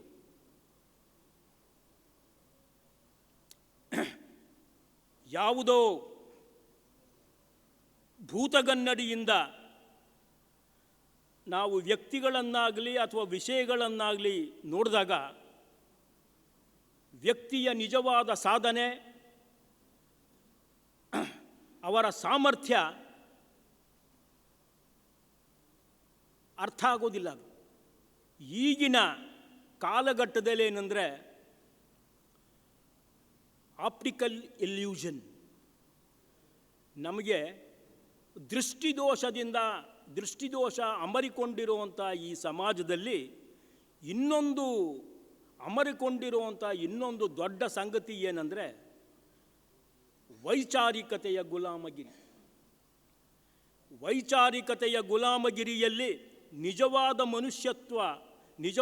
ಮನುಷ್ಯನನ್ನು ನಾವು ನಿರಾಕರಿಸುವಂಥ ಈ ಸಂದರ್ಭದಲ್ಲಿ ಪ್ರಸನ್ನ ನೋಡಿ, ನಾವ್ಯಾರೂ ಗಮನಿಸದೇ ಇರುವಂಥ ಖಾದಿ ಕಡೆ ಅವರ ಗಮನ ಹೋಗಿರುತ್ತೆ. ಅದನ್ನೊಂದು ದೊಡ್ಡ ಆಂದೋಲನವನ್ನು ಈ ಬದನವಾಳು ಮತ್ತು ಮೈಸೂರು ಪ್ರಾಂತದಲ್ಲಿ, ಅದನ್ನು ತಗಡೂರಲ್ಲಿ ದೊಡ್ಡ ಆಂದೋಲನವನ್ನೇ ಶುರು ಮಾಡಿದ್ದಾರೆ. ಕರ್ನಾಟಕಕ್ಕೆ ನ್ಯಾಷನಲ್ ಸ್ಕೂಲ್ ಆಫ್ ಡ್ರಾಮಾ ಬರಬೇಕು ಅಂತ ಹೇಳಿಬಿಟ್ಟು ಅನಿರ್ದಿಷ್ಟ ಕಾಲದ ಉಪವಾಸವನ್ನು ಆರಂಭಿಸಿ ಅದರಲ್ಲಿ ಯಶಸ್ಸು ಕಂಡು ಇಡೀ ಕನ್ನಡ ನಾಡಿಗೆ ಒಂದು ರಂಗ ಸಂಸ್ಥೆಯನ್ನು, ಶಿಕ್ಷಣವನ್ನು ತಂದುಕೊಟ್ಟಂತಹ ದೃಢಚಿತ್ತದ ಹೋರಾಟಗಾರ ಪ್ರಸನ್ನ. ಇಷ್ಟೆಲ್ಲ ಹೇಳ್ತೀವಲ್ಲ, ಹಾಗಿದ್ರೆ ಯಾರಾದರೂ ಒಂದು ಪ್ರಶ್ನೆ ಕೇಳ್ಬೋದು, ಪ್ರಸನ್ನ ಯಾವುದಾದ್ರೂ ಆ್ಯಕ್ಟ್ ಮಾಡಿದಾರಾ, ಹಾಡಿದಾರಾ, ಏನಾದರೂ ಬರೆದಿದ್ದಾರಾ? ಅವರು ಹಾಡುಗಾರರನ್ನು ಸೃಷ್ಟಿಸಿದ್ದಾರೆ. ಬರಹಗಾರರನ್ನು ಸೃಷ್ಟಿಸೋದ್ರ ಜೊತೆಗೆ ತಾವೂ ಕೂಡ ಹಲವಾರು ಕೃತಿಗಳನ್ನು ಬರೆದಿದ್ದಾರೆ. ನಟನೆಯ ಬಗ್ಗೆ ವೈಜ್ಞಾನಿಕವಾಗಿ ಅನುಭವದ ಆಧಾರದ ಮೇರೆಗೆ ಹಲವಾರು ನಟರನ್ನು ಸೃಷ್ಟಿ ಮಾಡಿರೋ ಜೊತೆಯಲ್ಲಿ ಕನ್ನಡ ಮತ್ತು ಇಂಗ್ಲೀಷ್ನಲ್ಲಿ ಕೃತಿಗಳನ್ನು ಹೊರಗಡೆ ತಂದಿದ್ದಾರೆ. ಅವು ಯಾವತ್ತಿಗೆ ಬೇಕಾದರೂ ಅಧ್ಯಯನಕ್ಕೆ ಯೋಗ್ಯವಾದ ಕೃತಿಗಳದು. ಈ ಕೃತಿಗಳು ನಮ್ಮ ರಂಗಭೂಮಿಯ ವಿದ್ಯಾರ್ಥಿಗಳು ಅಥವಾ ಅಭ್ಯಾಸ ಮಾಡುವಂಥವ್ರು ಯಾರಿದ್ದಾರೆ, ದಯವಿಟ್ಟು ಇಂತಹ ಪುಸ್ತಕಗಳನ್ನು ನಾವು ಮೊದಲು ಅಧ್ಯಯನ ಮಾಡಬೇಕು. ಇಂತಹ ವೈವಿಧ್ಯಮಯ ಸಾಧನೆಯ ಹಿನ್ನೆಲೆ ಹೊಂದಿರುವಂಥ ಪ್ರಸನ್ನ ಅವರನ್ನು ರಂಗಭೂಮಿ ಉಡುಪಿ ಗುರುತಿಸಿ ಅವರನ್ನು ಒಪ್ಪಿಸಿ ಇಲ್ಲಿಗೆ ಕರೆತಂದು ಈ ಸನ್ಮಾನವನ್ನು ಅವರಿಗೆ ಕೊಟ್ಟು ಗೌರವ ಅರ್ಪಿಸ್ತಿರೋದು ನಿಜಕ್ಕೂ ಎಲ್ಲ ದೃಷ್ಟಿಯಿಂದ ಕೂಡಲೂ ಸಮರ್ಥನೀಯ. ಹಾಗೂ ಅದಕ್ಕಿಂತ ಹೆಚ್ಚಾಗಿ ಪ್ರಸನ್ನ ಅವರು ಈ ಗೌರವವನ್ನು ಒಪ್ಪಿಕೊಂಡಿದ್ದು ಇದಕ್ಕಿಂತಲೂ ಹೆಚ್ಚಿನ ಸಂತಸ ಮತ್ತು ಇದು ರಂಗಭೂಮಿಗೆ ಕೊಡ್ತಾ ಇರುವಂಥ ಒಂದು ಕಾಣಿಕೆ ಹಾಗೂ ಗೌರವ ಅಂತ ನಾನು ಹೆಮ್ಮೆಯಿಂದ ಮತ್ತು ಅಭಿಮಾನದಿಂದ ಹೇಳೋದಕ್ಕೆ ನಾನು ಈಗ ಇಷ್ಟಪಡ್ತೇನೆ. ಸ್ನೇಹಿತರೆ, ಮುಂದೆ ನಾಟಕ ಇದೆ. ಇಲ್ಲದೆ ಹೋಗಿದ್ದರೆ ಖಚಿತವಾಗಿ ಪ್ರತಿಯೊಂದು ನಾಟಕದ ಪ್ರಸನ್ನ ಅವರು ರೂಪಿಸಿರುವಂಥ ನಾಟಕಗಳ ಪಾತ್ರಗಳ ಬಗ್ಗೆ ನಾವು ಹೇಳ್ಬೋದಾಗಿತ್ತು. ಹ್ಯಾಮ್ಲೆಟ್ಟಿಂದ ಹಿಡಿದು ಅವರು ಯಾವ್ಯಾವ ನಾಟಕಗಳನ್ನು ಮಾಡಿದ್ದಾರೆ ಪ್ರತಿಯೊಂದು ಪಾತ್ರದ ಬಗ್ಗೆ ಅವರು ಮುಂದೆ ನಾವು ಡಿಸ್ಕಸ್ ಮಾಡ್ಬೋದಿತ್ತು. ಆದರೆ ಮಾತು ಕೇಳುವಂಥ ಸಮಯ ಅಲ್ಲ, ಯಾಕೆಂದರೆ ಈಗ ಮಾತುಗಳನ್ನು ರಂಗದ ಮೇಲೆ ನೋಡುವಂಥ ಸಮಯ. ಇನ್ನೂ ಮಾತಾಡೋರು ಸಾಕಷ್ಟು ಮಂದಿ ಇದ್ದಾರೆ. ಇಷ್ಟು ಮಾತುಗಳನ್ನು ಆಡೋದಕ್ಕೆ ನನಗೆ ಅವಕಾಶ ಕೊಟ್ಟಂಥ ರಂಗಭೂಮಿ ಉಡುಪಿಯವರಿಗೆ, ಶ್ರೀ ಕುತ್ಪಾಡಿಯವರಿಗೆ ಹಾಗೂ ವೇದಿಕೆ ಮೇಲೆ ವಿರಾಜಮಾನರಾಗಿರುವಂಥ ಎಲ್ಲ ಗಣ್ಯಾತಿ ಗಣ್ಯರಿಗೆ ಮತ್ತು ಮುಖ್ಯವಾಗಿ ತಮಗೆ ಹೃತ್ಪೂರ್ವಕವಾಗಿ ವಂದಿಸಿ ನನ್ನ 2 ಮಾತುಗಳನ್ನು ಮುಗಿಸ್ತೇನೆ. ನಮಸ್ಕಾರ. ಇಂದ ದೃಷ್ಟಿದೋಷ ಅಮರಿಕೊಂಡಿರುವಂಥ ಈ ಸಮಾಜದಲ್ಲಿ ಅಮರಿಕೊಂಡಿರುವಂಥ ಇನ್ನೊಂದು ದೊಡ್ಡ ಸಂಗತಿ ಏನಂದರೆ ವೈಚಾರಿಕತೆಯ ಗುಲಾಮಗಿರಿ. ವೈಚಾರಿಕತೆಯ ಗುಲಾಮಗಿರಿಯಲ್ಲಿ ನಿಜವಾದ ಮನುಷ್ಯತ್ವ, ನಿಜವಾದ ಮನುಷ್ಯನನ್ನು ನಾವು ನಿರಾಕರಿಸುವಂಥ ಈ ಸಂದರ್ಭದಲ್ಲಿ ಪ್ರಸನ್ನ ನೋಡಿ, ನಾವ್ಯಾರೂ ಗಮನಿಸದೇ ಇರುವಂಥ ಖಾದಿ ಕಡೆ ಅವರ ಗಮನ ಹೋಗಿರುತ್ತೆ. ಅದನ್ನೊಂದು ದೊಡ್ಡ ಆಂದೋಲನವನ್ನು ಈ ಬದನವಾಳು ಮತ್ತು ಮೈಸೂರು ಪ್ರಾಂತದಲ್ಲಿ, ಅದನ್ನು ತಗಡೂರಲ್ಲಿ ದೊಡ್ಡ ಆಂದೋಲನವನ್ನೇ ಶುರು ಮಾಡಿದ್ದಾರೆ. ಕರ್ನಾಟಕಕ್ಕೆ ನ್ಯಾಷನಲ್ ಸ್ಕೂಲ್ ಆಫ್ ಡ್ರಾಮಾ ಬರಬೇಕು ಅಂತ ಹೇಳಿಬಿಟ್ಟು ಅನಿರ್ದಿಷ್ಟ ಕಾಲದ ಉಪವಾಸವನ್ನು ಆರಂಭಿಸಿ ಅದರಲ್ಲಿ ಯಶಸ್ಸು ಕಂಡು ಇಡೀ ಕನ್ನಡ ನಾಡಿಗೆ ಒಂದು ರಂಗ ಸಂಸ್ಥೆಯನ್ನು, ಶಿಕ್ಷಣವನ್ನು ತಂದುಕೊಟ್ಟಂತಹ ದೃಢಚಿತ್ತದ ಹೋರಾಟಗಾರ ಪ್ರಸನ್ನ. ಇಷ್ಟೆಲ್ಲ ಹೇಳ್ತೀವಲ್ಲ, ಹಾಗಿದ್ರೆ ಯಾರಾದರೂ ಒಂದು ಪ್ರಶ್ನೆ ಕೇಳ್ಬೋದು, ಪ್ರಸನ್ನ ಯಾವುದಾದ್ರೂ ಆ್ಯಕ್ಟ್ ಮಾಡಿದಾರ, ಹಾಡಿದಾರ, ಏನಾದರೂ ಬರೆದಿದ್ದಾರಾ? ಅವರು ಹಾಡುಗಾರರನ್ನು ಸೃಷ್ಟಿಸಿದ್ದಾರೆ, ಬರಹಗಾರರನ್ನು ಸೃಷ್ಟಿಸೋ ಜೊತೆಗೆ ತಾವೂ ಕೂಡ ಹಲವಾರು ಕೃತಿಗಳನ್ನು ಬರೆದಿದ್ದಾರೆ. ನಟನೆಯ ಬಗ್ಗೆ ವೈಜ್ಞಾನಿಕವಾಗಿ ಅನುಭವದ ಆಧಾರದ ಮೇರೆಗೆ ಹಲವಾರು ನಟರನ್ನು ಸೃಷ್ಟಿ ಮಾಡಿರೋ ಜೊತೆಯಲ್ಲಿ ಕನ್ನಡ ಮತ್ತು ಇಂಗ್ಲೀಷ್ನಲ್ಲಿ ಕೃತಿಗಳನ್ನು ಹೊರಗಡೆ ತಂದಿದ್ದಾರೆ. ಅವು ಯಾವತ್ತಿಗೆ ಬೇಕಾದರೂ ಅಧ್ಯಯನಕ್ಕೆ ಯೋಗ್ಯವಾದ ಕೃತಿಗಳದು. ಈ ಕೃತಿಗಳು ನಮ್ಮ ರಂಗಭೂಮಿಯ ವಿದ್ಯಾರ್ಥಿಗಳು ಅಥವಾ ಅಭ್ಯಾಸ ಮಾಡುವಂಥವ್ರು ಯಾರಿದ್ದಾರೆ, ದಯವಿಟ್ಟು ಇಂತಹ ಪುಸ್ತಕಗಳನ್ನು ನಾವು ಮೊದಲು ಅಧ್ಯಯನ ಮಾಡಬೇಕು. ಇಂತಹ ವೈವಿಧ್ಯಮಯ ಸಾಧನೆಯ ಹಿನ್ನೆಲೆ ಹೊಂದಿರುವಂಥ ಪ್ರಸನ್ನ ಅವರನ್ನು ರಂಗಭೂಮಿ ಉಡುಪಿ ಗುರುತಿಸಿ ಅವರನ್ನು ಒಪ್ಪಿಸಿ ಇಲ್ಲಿಗೆ ಕರೆತಂದು ಈ ಸನ್ಮಾನವನ್ನು ಅವರಿಗೆ ಕೊಟ್ಟು ಗೌರವ ಅರ್ಪಿಸ್ತಿರೋದು ನಿಜಕ್ಕೂ ಎಲ್ಲ ದೃಷ್ಟಿಯಿಂದ ಕೂಡಲೂ ಸಮರ್ಥನೀಯ. ಹಾಗೂ ಅದಕ್ಕಿಂತ ಹೆಚ್ಚಾಗಿ ಪ್ರಸನ್ನ ಅವರು ಈ ಗೌರವವನ್ನು ಒಪ್ಕೊಂಡಿದ್ದು ಇದಕ್ಕಿಂತಲೂ ಹೆಚ್ಚಿನ ಸಂತಸ ಮತ್ತು ಇದು ರಂಗಭೂಮಿಗೆ ಕೊಡ್ತಾ ಇರುವಂಥ ಒಂದು ಕಾಣಿಕೆ ಹಾಗೂ ಗೌರವ ಅಂತ ನಾನು ಹೆಮ್ಮೆಯಿಂದ ಮತ್ತು ಅಭಿಮಾನದಿಂದ ಹೇಳೋದಕ್ಕೆ ನಾನು ಈಗ ಇಷ್ಟಪಡ್ತೇನೆ. ಸ್ನೇಹಿತರೆ, ಮುಂದೆ ನಾಟಕ ಇದೆ. ಇಲ್ಲದೆ ಹೋಗಿದ್ದರೆ ಖಚಿತವಾಗಿ ಪ್ರತಿಯೊಂದು ನಾಟಕದ ಪ್ರಸನ್ನ ಅವರು ರೂಪಿಸಿರುವಂಥ ನಾಟಕಗಳ ಪಾತ್ರಗಳ ಬಗ್ಗೆ ನಾವು ಹೇಳ್ಬೋದಾಗಿತ್ತು. ಹ್ಯಾಮ್ಲೆಟ್ಟಿಂದ ಹಿಡಿದು ಅವರು ಯಾವ್ಯಾವ ನಾಟಕಗಳನ್ನು ಮಾಡಿದ್ದಾರೆ ಪ್ರತಿಯೊಂದು ಪಾತ್ರದ ಬಗ್ಗೆ ಅವರು ಮುಂದೆ ನಾವು ಡಿಸ್ಕಸ್ ಮಾಡ್ಬೋದಿತ್ತು. ಆದರೆ ಮಾತು ಕೇಳುವಂಥ ಸಮಯ ಅಲ್ಲ, ಯಾಕೆಂದರೆ ಈಗ ಮಾತುಗಳನ್ನು ರಂಗದ ಮೇಲೆ ನೋಡುವಂಥ ಸಮಯ. ಇನ್ನೂ ಮಾತಾಡೋರು ಸಾಕಷ್ಟು ಮಂದಿ ಇದ್ದಾರೆ. ಇಷ್ಟು ಮಾತುಗಳನ್ನು ಆಡೋದಕ್ಕೆ ನನಗೆ ಅವಕಾಶ ಕೊಟ್ಟಂಥ ರಂಗಭೂಮಿ ಉಡುಪಿಯವರಿಗೆ, ಶ್ರೀ ಕುತ್ಪಾಡಿಯವರಿಗೆ ಹಾಗೂ ವೇದಿಕೆ ಮೇಲೆ ವಿರಾಜಮಾನರಾಗಿರುವಂಥ ಎಲ್ಲ ಗಣ್ಯಾತಿ ಗಣ್ಯರಿಗೆ ಮತ್ತು ಮುಖ್ಯವಾಗಿ ತಮಗೆ ಹೃತ್ಪೂರ್ವಕವಾಗಿ ವಂದಿಸಿ ನನ್ನ 2 ಮಾತುಗಳನ್ನು ಮುಗಿಸ್ತೇನೆ. ನಮಸ್ಕಾರ.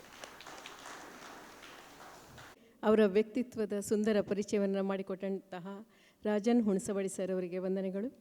ಇದೀಗ 5 ದಿನಗಳ ಕಾಲ ನಡೆಯಲಿಕ್ಕಿರುವ ರಂಗಭೂಮಿಯ ರಂಗೋತ್ಸವದ ಮೊದಲ ದಿನದ ಪ್ರಮುಖ ಕಾರ್ಯಕ್ರಮವಾದ ರಂಗಭೂಮಿ ಪ್ರಶಸ್ತಿ ಸಮಾರಂಭ ಕಾರ್ಯಕ್ರಮ ಇದೀಗ ನಡೆಯಲಿಕ್ಕಿದೆ. ಶ್ರೀಯುತ ಪ್ರಸನ್ನ ಸರ್ ಅವರಿಗೆ 2026 ರಂಗಭೂಮಿ ಪ್ರಶಸ್ತಿಯನ್ನು ರಂಗಭೂಮಿ ನೀಡಿ ಹೆಮ್ಮೆ ಪಟ್ಟುಕೊಳ್ತಾ ಇದೆ. ಸರ್,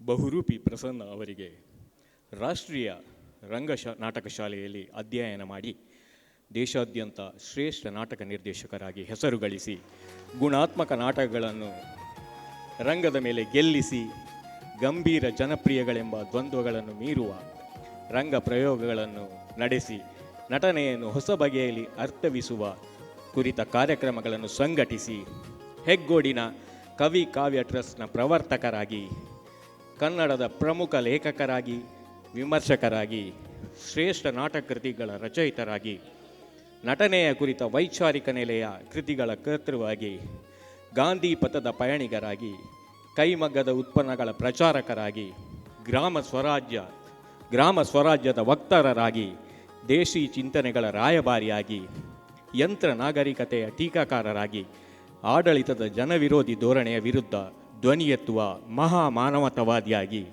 ನಾಡು ನುಡಿಯ ಅಂತಃಶಕ್ತಿಯ ಅಭಿವ್ಯಕ್ತ ಧ್ವನಿಯಾಗಿ ನಮ್ಮ ನಡುವೆ ಇರುವ ಬಹುರೂಪಿ ಪ್ರಸನ್ನ ಅವರಿಗೆ ರಂಗಭೂಮಿ ಪ್ರಶಸ್ತಿ ಪ್ರದಾನ ಮಾಡಲು ಅಭಿಮಾನ ಪಡುತ್ತೇವೆ. ಡಾಕ್ಟರ್ ಎಚ್.ಎಸ್. ಬಳ್ಳಾಳ್ ಗೌರವಾಧ್ಯಕ್ಷರು, ಡಾಕ್ಟರ್ ತಲ್ಲೂರು ಶಿವರಾಮ್ ಶೆಟ್ಟಿ ಅಧ್ಯಕ್ಷರು, ಪ್ರದೀಪ್ ಚಂದ್ರ ಗುತ್ಪಾಡಿ ಕಾರ್ಯದರ್ಶಿ ಹಾಗೂ ಕಾರ್ಯಕಾರಿ ಸಮಿತಿಯ ಎಲ್ಲ ಸದಸ್ಯರು, ಧನ್ಯವಾದಗಳು. ತುರ್ತು ಕಾರ್ಯಕ್ರಮದ ಮೂಲಕ ತೆರಳಲಿಕ್ಕಿದ್ದಾರೆ ನಮ್ಮ ಮಾಜಿ ಶಾಸಕರಾದಂಥ ಶ್ರೀ ರಘುಪತಿ ಭಟ್ ಅವರು ದಯವಿಟ್ಟು 2 ನುಡಿಗಳನ್ನು ಆಡಿ ತೆರಳಬೇಕಂತ ಪ್ರೀತಿಯಿಂದ ವಿನಂತಿಸಿಕೊಳ್ತಾ ಇದ್ದೇನೆ. ಎಲ್ಲ ಆತ್ಮೀಯ ಕಲಾಭಿಮಾನಿ ಬಂಧು ಭಗಿನಿಯರೇ, ರಂಗಭೂಮಿ ನಮ್ಮ ಉಡುಪಿಯ ಭಾಳ ಹೆಮ್ಮೆಯ ಒಂದು ಹಿರಿಯ ಸಂಸ್ಥೆ. ಒಂದು ಸಾಂಸ್ಕೃತಿಕ ಕಲೆಯ ಕ್ಷೇತ್ರದಲ್ಲಿ ತುಂಬ ಕಲಾವಿದರನ್ನು ಮತ್ತು ರಂಗಕರ್ಮಿಗಳನ್ನು ಮತ್ತು ರಂಗಾಸಕ್ತರನ್ನು ತಯಾರು ಮಾಡಿದಂಥ ಒಂದು ಹಿರಿಯ ಇವತ್ತು ಪ್ರಶಸ್ತಿಯನ್ನು ಸ್ವೀಕರಿಸಿರುವಂಥ ಶ್ರೀ ಪ್ರಸನ್ನರವರ ಈ ಒಂದು ಪ್ರಶಸ್ತಿಯ ಸ್ವೀಕಾರ ಕಾರ್ಯಕ್ರಮದಲ್ಲಿ ಭಾಗವಹಿಸುವಂಥದ್ದು ನಮ್ಮ ಸೌಭಾಗ್ಯ ಅಂತ ನಾನು ಭಾವಿಸ್ತಾ ಇದ್ದೇನೆ. ಯಾಕಂದರೆ ಇವತ್ತು ನಮ್ಮ ರಾಜ್ಯದ ಮಟ್ಟಿಗೆ, ನಮ್ಮ ದೇಶದ ಮಟ್ಟಿಗೆ ಪ್ರಾಯಶಃ ಈ ಒಂದು ರಂಗಕಲೆಯನ್ನು ಜನಹಿತದ ಜನಪ್ರಿಯವಾಗಿ ಮತ್ತು ಸರ್ಕಾರಗಳ ಮಟ್ಟದಲ್ಲಿಯೂ ಅದಕ್ಕೆ ಆಸಕ್ತಿ ತೆಗೆದುಕೊಳ್ಳುವ ಹಾಗೆ ಮಾಡಿ ಎಷ್ಟೋ ಜನ ರಂಗಕರ್ಮಿಗಳನ್ನು, ರಂಗ ಕಲಾವಿದರನ್ನು, ಸಿನಿಮಾ ನಟರುಗಳನ್ನು ತಯಾರು ಮಾಡಿ ಈ ಒಂದು ವಿಶೇಷವಾಗಿ ಕರ್ನಾಟಕಕ್ಕೆ ಈ ಒಂದು ಸಾಂಸ್ಕೃತಿಕ ಕ್ಷೇತ್ರಕ್ಕೆ, ರಂಗ ಕ್ಷೇತ್ರಕ್ಕೆ ಭಾಳ ದೊಡ್ಡ ಕೊಡುಗೆಯನ್ನು ಪ್ರಸನ್ನರವರು ನೀಡಿದ್ದಾರೆ ಅಂತ ಹೇಳುವಂಥದ್ದು ಇಲ್ಲಿದ್ದ ನಮಗೆಲ್ಲರಿಗೂ ಗೊತ್ತೇ ಇದೆ. ಆದರೆ ಭಾಳ ವಿಶೇಷ ಅಂದರೆ ಅವರು ಇವತ್ತು ಸನ್ಮಾನಕ್ಕೆ ಒಪ್ಪಿ ಇಲ್ಲಿ ಬಂದಿರತಕ್ಕಂಥದ್ದು ವಿಶೇಷ, ನಮಗೆಲ್ಲರಿಗೂ ಭಾಳ ಸಂತೋಷದ ವಿಷಯ. ಮತ್ತು ಅವರಿಗೆ ಸನ್ಮಾನ, ಇವತ್ತು ನಾವೆಲ್ಲ ರಾಜಕಾರಣದಲ್ಲಿ ಕೆಲಸ ಮಾಡಿದಂಥವ್ರು, ಇವತ್ತು ಪ್ರಶಸ್ತಿ ಅಂತ ಹೇಳಿದರೆ ಕೆಲವು ಕಡೆ ಅದರ ಒಂದು ಗಾಂಭೀರ್ಯತೆಯನ್ನು ಕಳ್ಕೊಳ್ಳುವಂಥ ಸಂದರ್ಭ. ಆದರೆ ಇವತ್ತು ಪ್ರಸನ್ನರಂಥವರಿಗೆ ಈ ಒಂದು ಪ್ರಶಸ್ತಿ ಕೊಡುವಂಥದ್ದು ಅಂತ ಹೇಳಿದರೆ ಆ ಪ್ರಶಸ್ತಿಗೆ ಒಂದು ದೊಡ್ಡ ಹೆಮ್ಮೆ ಬರುವಂಥ ರೀತಿಯ ಒಂದು ಪ್ರಶಸ್ತಿ. ಆ ರೀತಿಯಲ್ಲಿ ರಂಗಭೂಮಿಯ ಪ್ರತಿ ವರ್ಷದ ಆಯ್ಕೆ ಸಮಿತಿ ಅದೇ ರೀತಿ ಒಳ್ಳೆಯ ಅವರನ್ನು ಆಯ್ಕೆ ಮಾಡಿ ಪ್ರತಿ ವರ್ಷ ಈ ಒಂದು ಸನ್ಮಾನದ ಕಾರ್ಯಕ್ರಮ ಇವತ್ತು ನಡೀತಾ ಇದೆ. ಇವತ್ತು ಪ್ರಸನ್ನರವರಿಗೆ ಈ ಸಂದರ್ಭದಲ್ಲಿ ಆಗ್ತಿರ್ತಕ್ಕಂಥದ್ದು ಉಡುಪಿಯ ಯಾರು ಕಲಾಭಿಮಾನಿಗಳು ನಾವೆಲ್ಲ ಇದ್ದೇವೆ ಅವರಿಗೆಲ್ಲರಿಗೂ ಭಾಳ ಸಂತೋಷದ ವಿಷಯ. ಹಾಗಾಗಿ ರಂಗಭೂಮಿಗೆ ಆಯ್ಕೆ ಮಾಡಿದ್ದಕ್ಕೆ, ಅವರನ್ನು ಒಪ್ಪಿಸಿದ್ದಕ್ಕೆ ಅಭಿನಂದನೆ ಸಲ್ಲಿಸ್ತಾ, ಪ್ರಸನ್ನರವರಿಗೆ ಅವರ ಈ ಸುದೀರ್ಘವಾದಂಥ ಒಂದು ಅವಧಿಯಲ್ಲಿ ಈ ಕ್ಷೇತ್ರಕ್ಕೆ, ಕಲಾಕ್ಷೇತ್ರಕ್ಕೆ, ಈ ರಂಗಭೂಮಿ ಕ್ಷೇತ್ರಕ್ಕೆ ಕೊಟ್ಟಂಥ ಕೊಡುಗೆಗಳಿಗೆ ನಾವು ಅವರಿಗೆ ಯಾವತ್ತೂ ಕಲಾಸಕ್ತರು, ನಾವೆಲ್ಲ ಕಲಾಭಿಮಾನಿಗಳು ಮಾತ್ರ, ನಾವ್ಯಾವುದೇ ಕಲಾವಿದರಲ್ಲ. ಆದರೆ ಕಲಾಭಿಮಾನಿಗಳು ಅಂಥವರಿಗೆ ಅವರ ಕೊಡುಗೆಗೆ ನಾವು ನಿಜವಾಗಿಯೂ ಒಂದು ಚಿರಋಣಿ ಅಂತ ಹೇಳ್ತಾ ಅವರಿಗೆ ಅಭಿನಂದನೆಯನ್ನು ಸಲ್ಲಿಸಿ, ಅನಿವಾರ್ಯ ಕಾರಣಕ್ಕೆ ನನಗೆ ಅರ್ಜೆಂಟಾಗಿ 6:15 ಹೋಗಬೇಕಿತ್ತು. ಆದರೆ ಈ ಸಮಾರಂಭದಲ್ಲಿ ಅವರ ಸನ್ಮಾನದ ಕಾರ್ಯಕ್ರಮದಲ್ಲಿ ಇರಬೇಕು ಅಂತ ನಾನು ಬಂದವಂಥವನು, ಭಾಷಣ ಮಾಡಬೇಕು ಅಂತಲ್ಲ. ಆದರೆ ಭಾಳ ಸಂತೋಷ ಆಗಿದೆ. ರಂಗಭೂಮಿ ರಾನನ್ ಗಾಣಿಗರ ಕಾಲದಿಂದ ಇಲ್ಲಿ ಭಾಳ ಒಳ್ಳೆಯ ಒಂದು ಕೆಲಸ ಮಾಡಿದಂಥ ಒಂದು ಸಂಸ್ಥೆ, ತುಂಬ ಕನಸನ್ನು ಇಟ್ಕೊಂಡಂಥ ಸಂಸ್ಥೆ. ಕನಸೆಲ್ಲ ನನಸಾಗಲಿಕ್ಕೆ ಬಾಕಿ ಇದೆ, ಅದೆಲ್ಲ ಆಗುವಂತಾಗಲಿ ಅಂತ ಹಾರೈಸಿ ನನ್ನ ಮಾತು ಮುಗಿಸ್ತಾರೆ. ಜೈ ಜೈ ಕಾಂತ್. ಶ್ರೀಯುತ ಪ್ರಸನ್ನ ಸರ್ ನಮಗೆ ಈ ಪ್ರಶಸ್ತಿಯನ್ನು ತಾವು ಸ್ವೀಕರಿಸೋದ್ರಿಂದ ರಂಗಭೂಮಿ ತನ್ನನ್ನು ತಾನು ಹೆಮ್ಮೆ ಪಟ್ಟುಕೊಳ್ತಾ ಇದೆ. ಸರ್, ತಮ್ಮ ನುಡಿಗಳನ್ನು ಆಲಿಸಲಿಕ್ಕೆ ನಾವೆಲ್ಲರೂ ಕಾತುರರಾಗಿದ್ದೇವೆ. ದಯವಿಟ್ಟು ತಮಗಾಗಿ ವೇದಿಕೆ.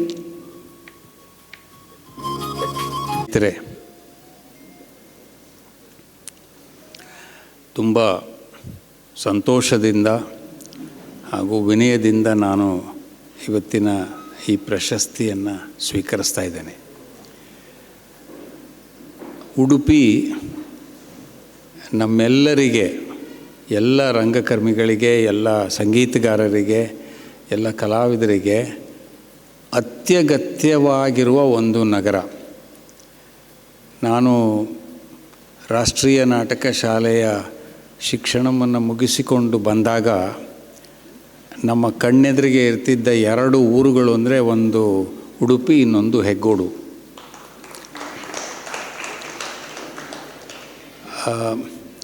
ಉಡುಪಿಗೆ ಒಂದು ವಿಲಕ್ಷಣವಾದ ಆಕರ್ಷಣೆ ಇದೆ. ಅದರ ಬಗ್ಗೆ ನಾನು ಇವತ್ತು ಮಾತಾಡೋದಕ್ಕೆ ಇಷ್ಟಪಡ್ತೇನೆ. ನಾನು ತುಂಬ ಹಿಂದೆ ಇಲ್ಲಿಗೆ ಬಂದಾಗ ನಮ್ಮ ಜಿ ರಾಜಶೇಖರನನ್ನು ನೋಡಲಿಕ್ಕೆ ಅಂತ LICಗೆ ಹೋಗಿದ್ದೆ. ಅಲ್ಲಿ ಜಿ ರಾಜಶೇಖರ ನನಗೆ ಆನಂದ ಗಾಣಿಗರ ಪರಿಚಯ ಮಾಡಿಸಿದ್ದ. ಅವತ್ತಿನಿಂದ ನನಗೆ ಇದು ಎಷ್ಟು ವಿಶೇಷವಾಗಿ ಕಾಣಿಸುತ್ತೆ ಅಂತಂದರೆ, ಇದು 2 ಧ್ರುವಗಳನ್ನು ಹತ್ತಿರ ತಂದು ಮಧ್ಯಮ ಮಾರ್ಗಕ್ಕೆ ನಿಲ್ಲಿಸುವ ಪ್ರಯತ್ನ ಮಾಡ್ತಿದ್ದಂಥ ಊರಿದು. ಹರಿದಾಸ್ ಭಟ್ರಲ್ಲಿ ಕೂಡ ನಾನು ಆ ಗುಣವನ್ನು ಕಂಡಿದ್ದೇನೆ.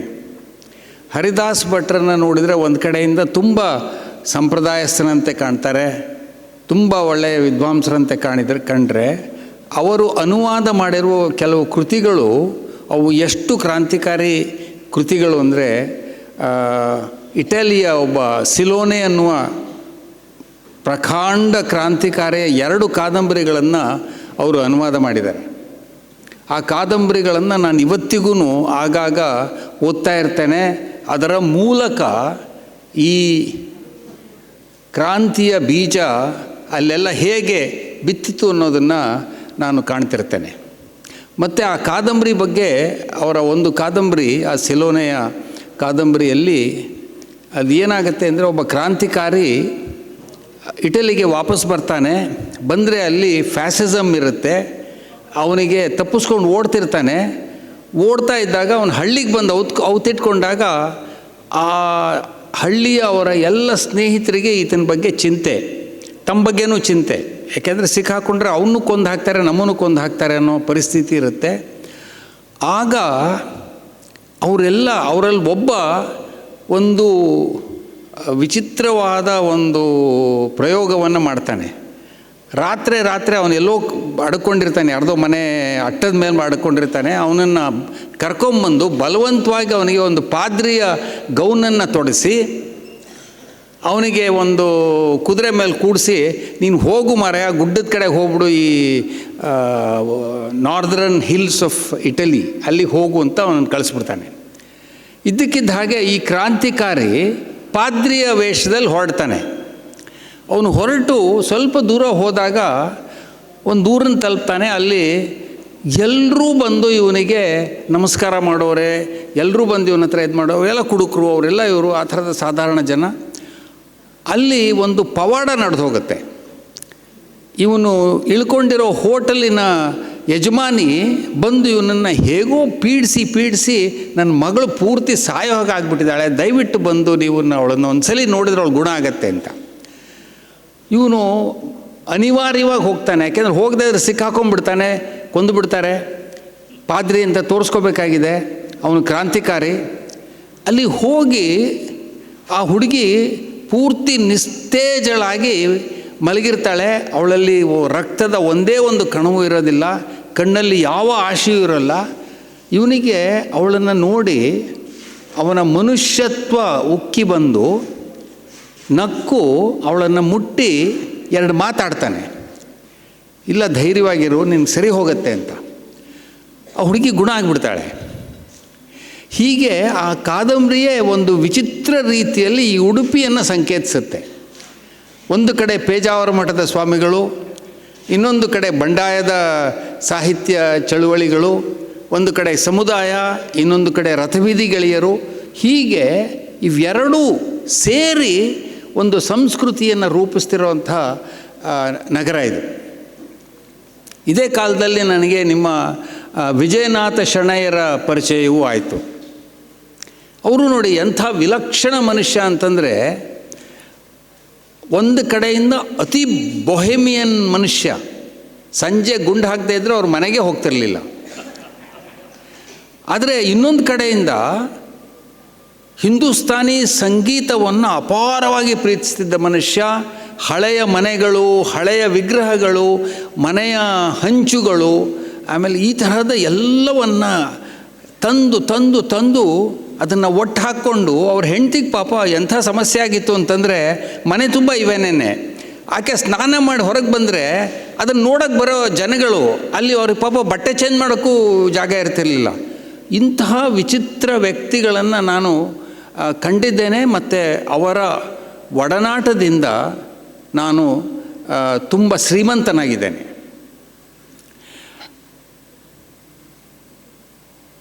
ಈಗ ನನಗೆ 75 ವರ್ಷ ಆಗಲಿದೆ. ಇನ್ನೊಂದು 15 ದಿವಸಕ್ಕೆ ನನಗೆ 75 ವರ್ಷ ತುಂಬುತ್ತೆ. ಈ ಅವಸರದಲ್ಲಿ 75 ವರ್ಷ ತುಂಬಿರೋ ಸಂದರ್ಭದಲ್ಲಿ ನನಗೆ ಕೆಲವು ಸಂಗತಿಗಳ ಬಗ್ಗೆ ತುಂಬ ಗಂಭೀರವಾಗಿ ನಾನು ಯೋಚನೆ ಮಾಡ್ತಾ ಇದ್ದೇನೆ. ಉದಾಹರಣೆಗೆ ನನಗೆ ತುಂಬ ಕಾಡ್ತಿರುವ ಸಂಗತಿ ಏನಪ್ಪ ಅಂತಂದರೆ, ಒಂದು ಕಡೆ ಭೀಕರವಾದ ಯಂತ್ರ ನಾಗರಿಕತೆ, ಇನ್ನೊಂದು ಕಡೆ ಅಷ್ಟೇ ಭೀಕರವಾಗುತ್ತಿರುವ ಧಾರ್ಮಿಕತೆ. ತಮಾಷೆ ಅಂದರೆ ನಾವೆಲ್ಲರೂ ಇವೆರಡನ್ನೂ ಒಂದೇ ವ್ಯಕ್ತಿ ಒಂದು ಕೈಯಲ್ಲಿ ಈ ಅತಿಯಾದ ಧಾರ್ಮಿಕತೆ, ಇನ್ನೊಂದು ಕೈಯಲ್ಲಿ ಅತಿಯಾದ ಯಂತ್ರ ನಾಗರಿಕತೆಯನ್ನು ಹಿಡಿಯುವ ಒಂದು ದುಸ್ಸಾಹಸವನ್ನು ನಾವು ಮಾಡ್ತಾ ಇದ್ದೇವೆ. ಇದು ನಾವು ಪ್ರಾಯಶಃ ಅನಿವಾರ್ಯವೂ ಆಗಿಬಿಟ್ಟಿದೆ. ಯಾಕೆಂತಂದರೆ ಇಡೀ ಪ್ರಪಂಚವೇ ಇವತ್ತು ಯಾವ ಸ್ಥಿತಿಯನ್ನು ತಲುಪಿದೆ ಅಂತಂದರೆ,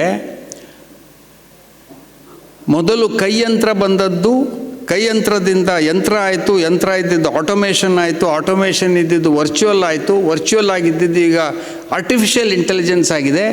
ಅದರಿಂದ ಈಗ ಯಂತ್ರಕ್ಕೂ ಮತ್ತು ದೇವರಿಗೂ ಯಾವುದೂ ವ್ಯತ್ಯಾಸ ಇಲ್ಲ ಅಂತಾಗಿದೆ. ಅಂದರೆ ಈ ಮಾತನ್ನು ಹೇಗೆ ಹೇಳ್ತಿದ್ದೀನಿ ಅಂದರೆ, ಯಂತ್ರವೂ ವರ್ಚುವಲ್, ದೇವರು ಕೂಡ ವರ್ಚುವಲ್. ದೇವರನ್ನು ನೀವು ಮುಟ್ಟೋಕ್ಕಾಗೋದಿಲ್ಲ, ಹಿಡಿಯೋಕ್ಕಾಗೋದಿಲ್ಲ. ದೇವರು ಅನ್ನುವ ಪರಿಕಲ್ಪನೆಯನ್ನು ನೀವು ಅನುಭವಿಸಬಲ್ಲಿರಿ. ಆದರೆ ದೇವರು ಅನ್ನುವ ಪರಿಕಲ್ಪನೆಯನ್ನು ಅನುಭವಿಸಲಿಕ್ಕೆ ಕಾಯಕ ಬಹಳ ಮುಖ್ಯ ಅಂತ ಎಲ್ಲ ಧರ್ಮಗಳು ಹೇಳ್ತವೆ.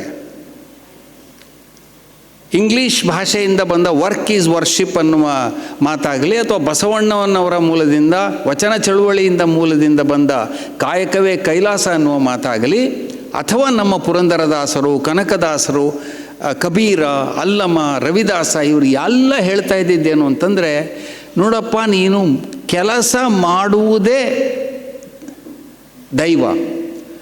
ಆ ಕೆಲಸದಿಂದ ಬಂದ ಸಣ್ಣ ಒಂದು ಹೆಚ್ಚಿನ ವರಮಾನವೋ, ಹೆಚ್ಚಿನ ಅಕ್ಕಿಯೋ, ಹೆಚ್ಚಿನ ಅನ್ನವೋ, ಅದನ್ನು ಇನ್ನೊಬ್ಬ ನಿನಗಿಂತ ಹೆಚ್ಚು ಹಸಿದಿರುವ ಮನುಷ್ಯನಿಗೆ ಕೊಟ್ಟು ಉಳಿದಿದ್ದನ್ನು ನೀನು ತಿಂದರೆ ನೀನು ಆವಾಗ ದೈವ ಕಣಪ್ಪ, ನಿನ್ನ ಒಳಗಡೆ ಇದೆ ದೈವ ಅಂತ ಎಲ್ಲ ಸಂತರು ಹೇಳ್ತಿದ್ದಂಥ ಕಾಲ.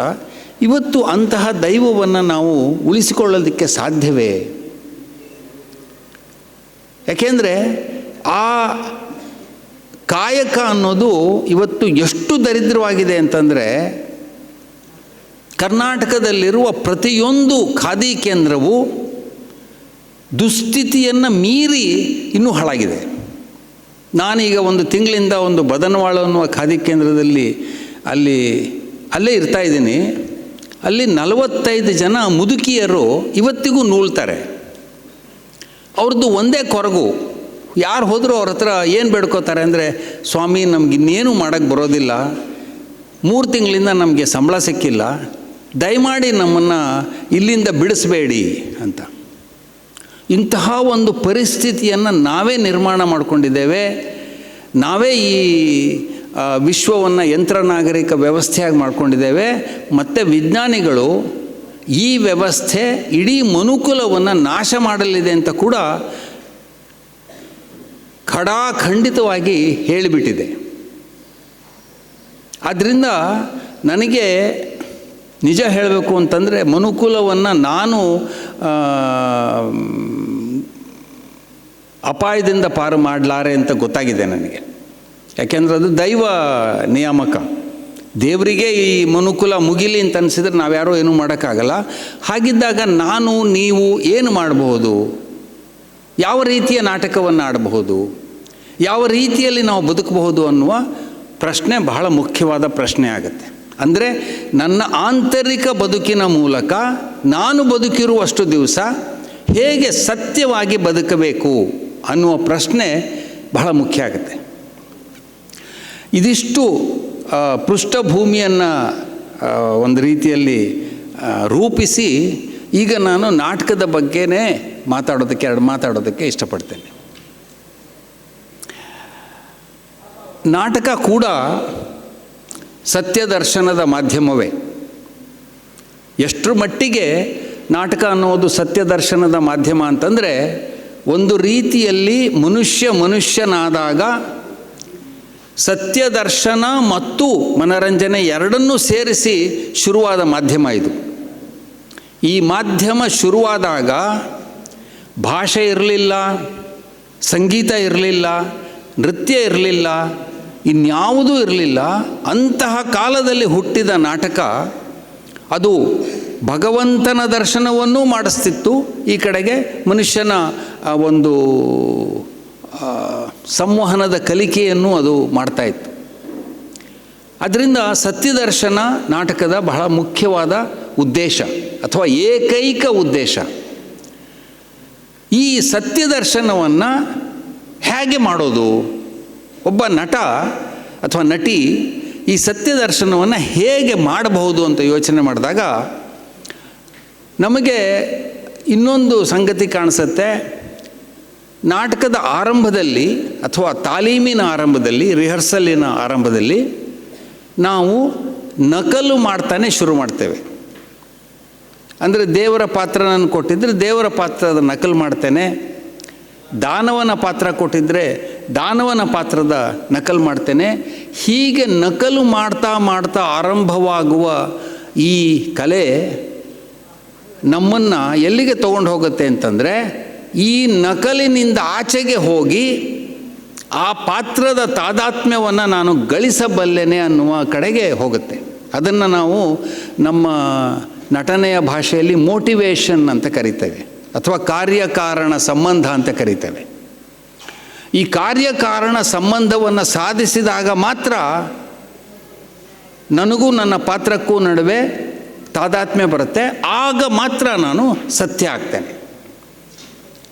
ಅದರಿಂದ ಎಲ್ಲರೂ ಹೇಳುವ ಇವನೇನಯ್ಯ ನಾಟಕ ಮಾಡ್ತಿದ್ದಾನೆ ಅನ್ನುವ ಮಾತು ಸರಿಯಾದ್ದೇ ಮಾತು, ನನಗೆ ಚುಚ್ಚುತ್ತೆ ಆ ಮಾತು. ಯಾಕೆಂದರೆ ಒಂದ್ಸಲಿ JH ಪಟೇಲ್ರೇ ಹೇಳಿದರು ವಿಧಾನಸೌಧದಲ್ಲಿ, ಬಿಡ್ರಿ ಅವರೆಂತ ನಾಟಕ ಮಾಡ್ತಾರೆ, ನಮಗಿಂತ ಚೆನ್ನಾಗಿ ಮಾಡ್ತಾರೇನ್ರಿ ಅವರು ಅಂತ ರಂಗಭೂಮಿಯ ಪ್ರಶ್ನೆ ಬಂದಾಗ. ಆದರೆ JH ಪಟೇಲ್ರು ಹೇಳಿದ್ದು ನಿಜ. ಅದು ನಾಟಕವನ್ನು ನಾವು ತುಂಬ ತಮಾಷೆಯ ಮಾತಾಗಿ ನಾಟಕ ಮಾಡೋದು ಅಂತಂದರೆ ಇಮಿಟೇಟ್ ಮಾಡೋದು, ಸನ್ಯಾಸಿ ಥರ ಆಡೋದು ಅದರ ಒಳಗೆ ಸನ್ಯಾಸಿ ಆಗದೆ ಇರೋದು, ರಾಜನ ಥರ ಆಡೋದು ಅದರ ಒಳಗೆ ರಾಜ ಆಗದೆ ಇರೋದು, ಇತ್ಯಾದಿ ಕೆಲಸಗಳನ್ನು ಮಾಡ್ತಾರೆ ಅಂತ. ಇದನ್ನು ಮೀರಿ ಮಾಡುವ ನಟನೆ ಅದು ಸತ್ಯದರ್ಶನ. ಈ ಸತ್ಯದರ್ಶನ ಅನ್ನೋದು ನನಗೆ ತುಂಬ ದಿವಸ ಅದು ಅರ್ಥ ಆಗ್ತಿರಲಿಲ್ಲ. ಯಾಕೆ ಅರ್ಥ ಆಗ್ತಿರಲಿಲ್ಲ ಅಂತಂದರೆ, ಸತ್ಯ ಅಂತಂದರೆ ಏನು? ನಾವು ವಾಸ್ತವವನ್ನು ಸತ್ಯವನ್ನು ಎರಡನ್ನು ಮಿಕ್ಸ್ ಮಾಡ್ಕೊಂಡು ಮಾತಾಡ್ತಾ ಇದ್ವಿ. ಒಂದು ದಿವಸ ನನಗೆ ಅರ್ಥ ಆಯಿತು, ಸತ್ಯ ಅನ್ನೋ ಪದವನ್ನು ನಾವು ಸೃಷ್ಟಿಸಿರೋದೇನೇ ವಾಸ್ತವದಿಂದ ಪ್ರತ್ಯೇಕಿಸಿ ನೋಡುವ ಸಂಗತಿಯಾಗಿ. ಅಂದರೆ ನಮಗೆ ಸತ್ಯ ದರ್ಶನ ಆಗಬೇಕು ಅಂತಂದರೆ ನಮ್ಮ ವಾಸ್ತವದಿಂದ ನಾವು ಆಚೆ ನೋಡುವ ಸಾಧ್ಯತೆ ಆಗಬೇಕು. ನಾಟಕ ಅದನ್ನು ಮಾಡುತ್ತೆ. ನಾಟಕ ನಿಮ್ಮನ್ನು ನಿಮ್ಮ ವಾಸ್ತವದಿಂದ ಹೊರಗಿಡುತ್ತೆ. ಇದೊಂದು ಆಟ. ಇದು ನಾಟಕ ಅನ್ನೋದೊಂದು ಆಟ. ಈ ಆಟ ಏನು ಮಾಡುತ್ತೆ ಅಂದರೆ, ನೋಡಪ್ಪ ನೀನು ಪ್ರಸನ್ನ,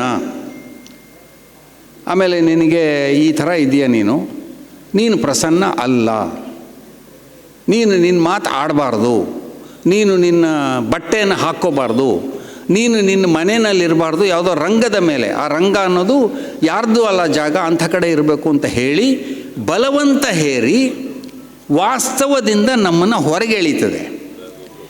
ಈ ವಾಸ್ತವದಿಂದ ಹೊರಗೆಳೆಯುವ ಸಾಧ್ಯತೆಯಿಂದಾಗಿಯೇ ನಾಟಕಕ್ಕೆ ಅಂಥ ಮಹತ್ವ ಬಂದಿರೋದು.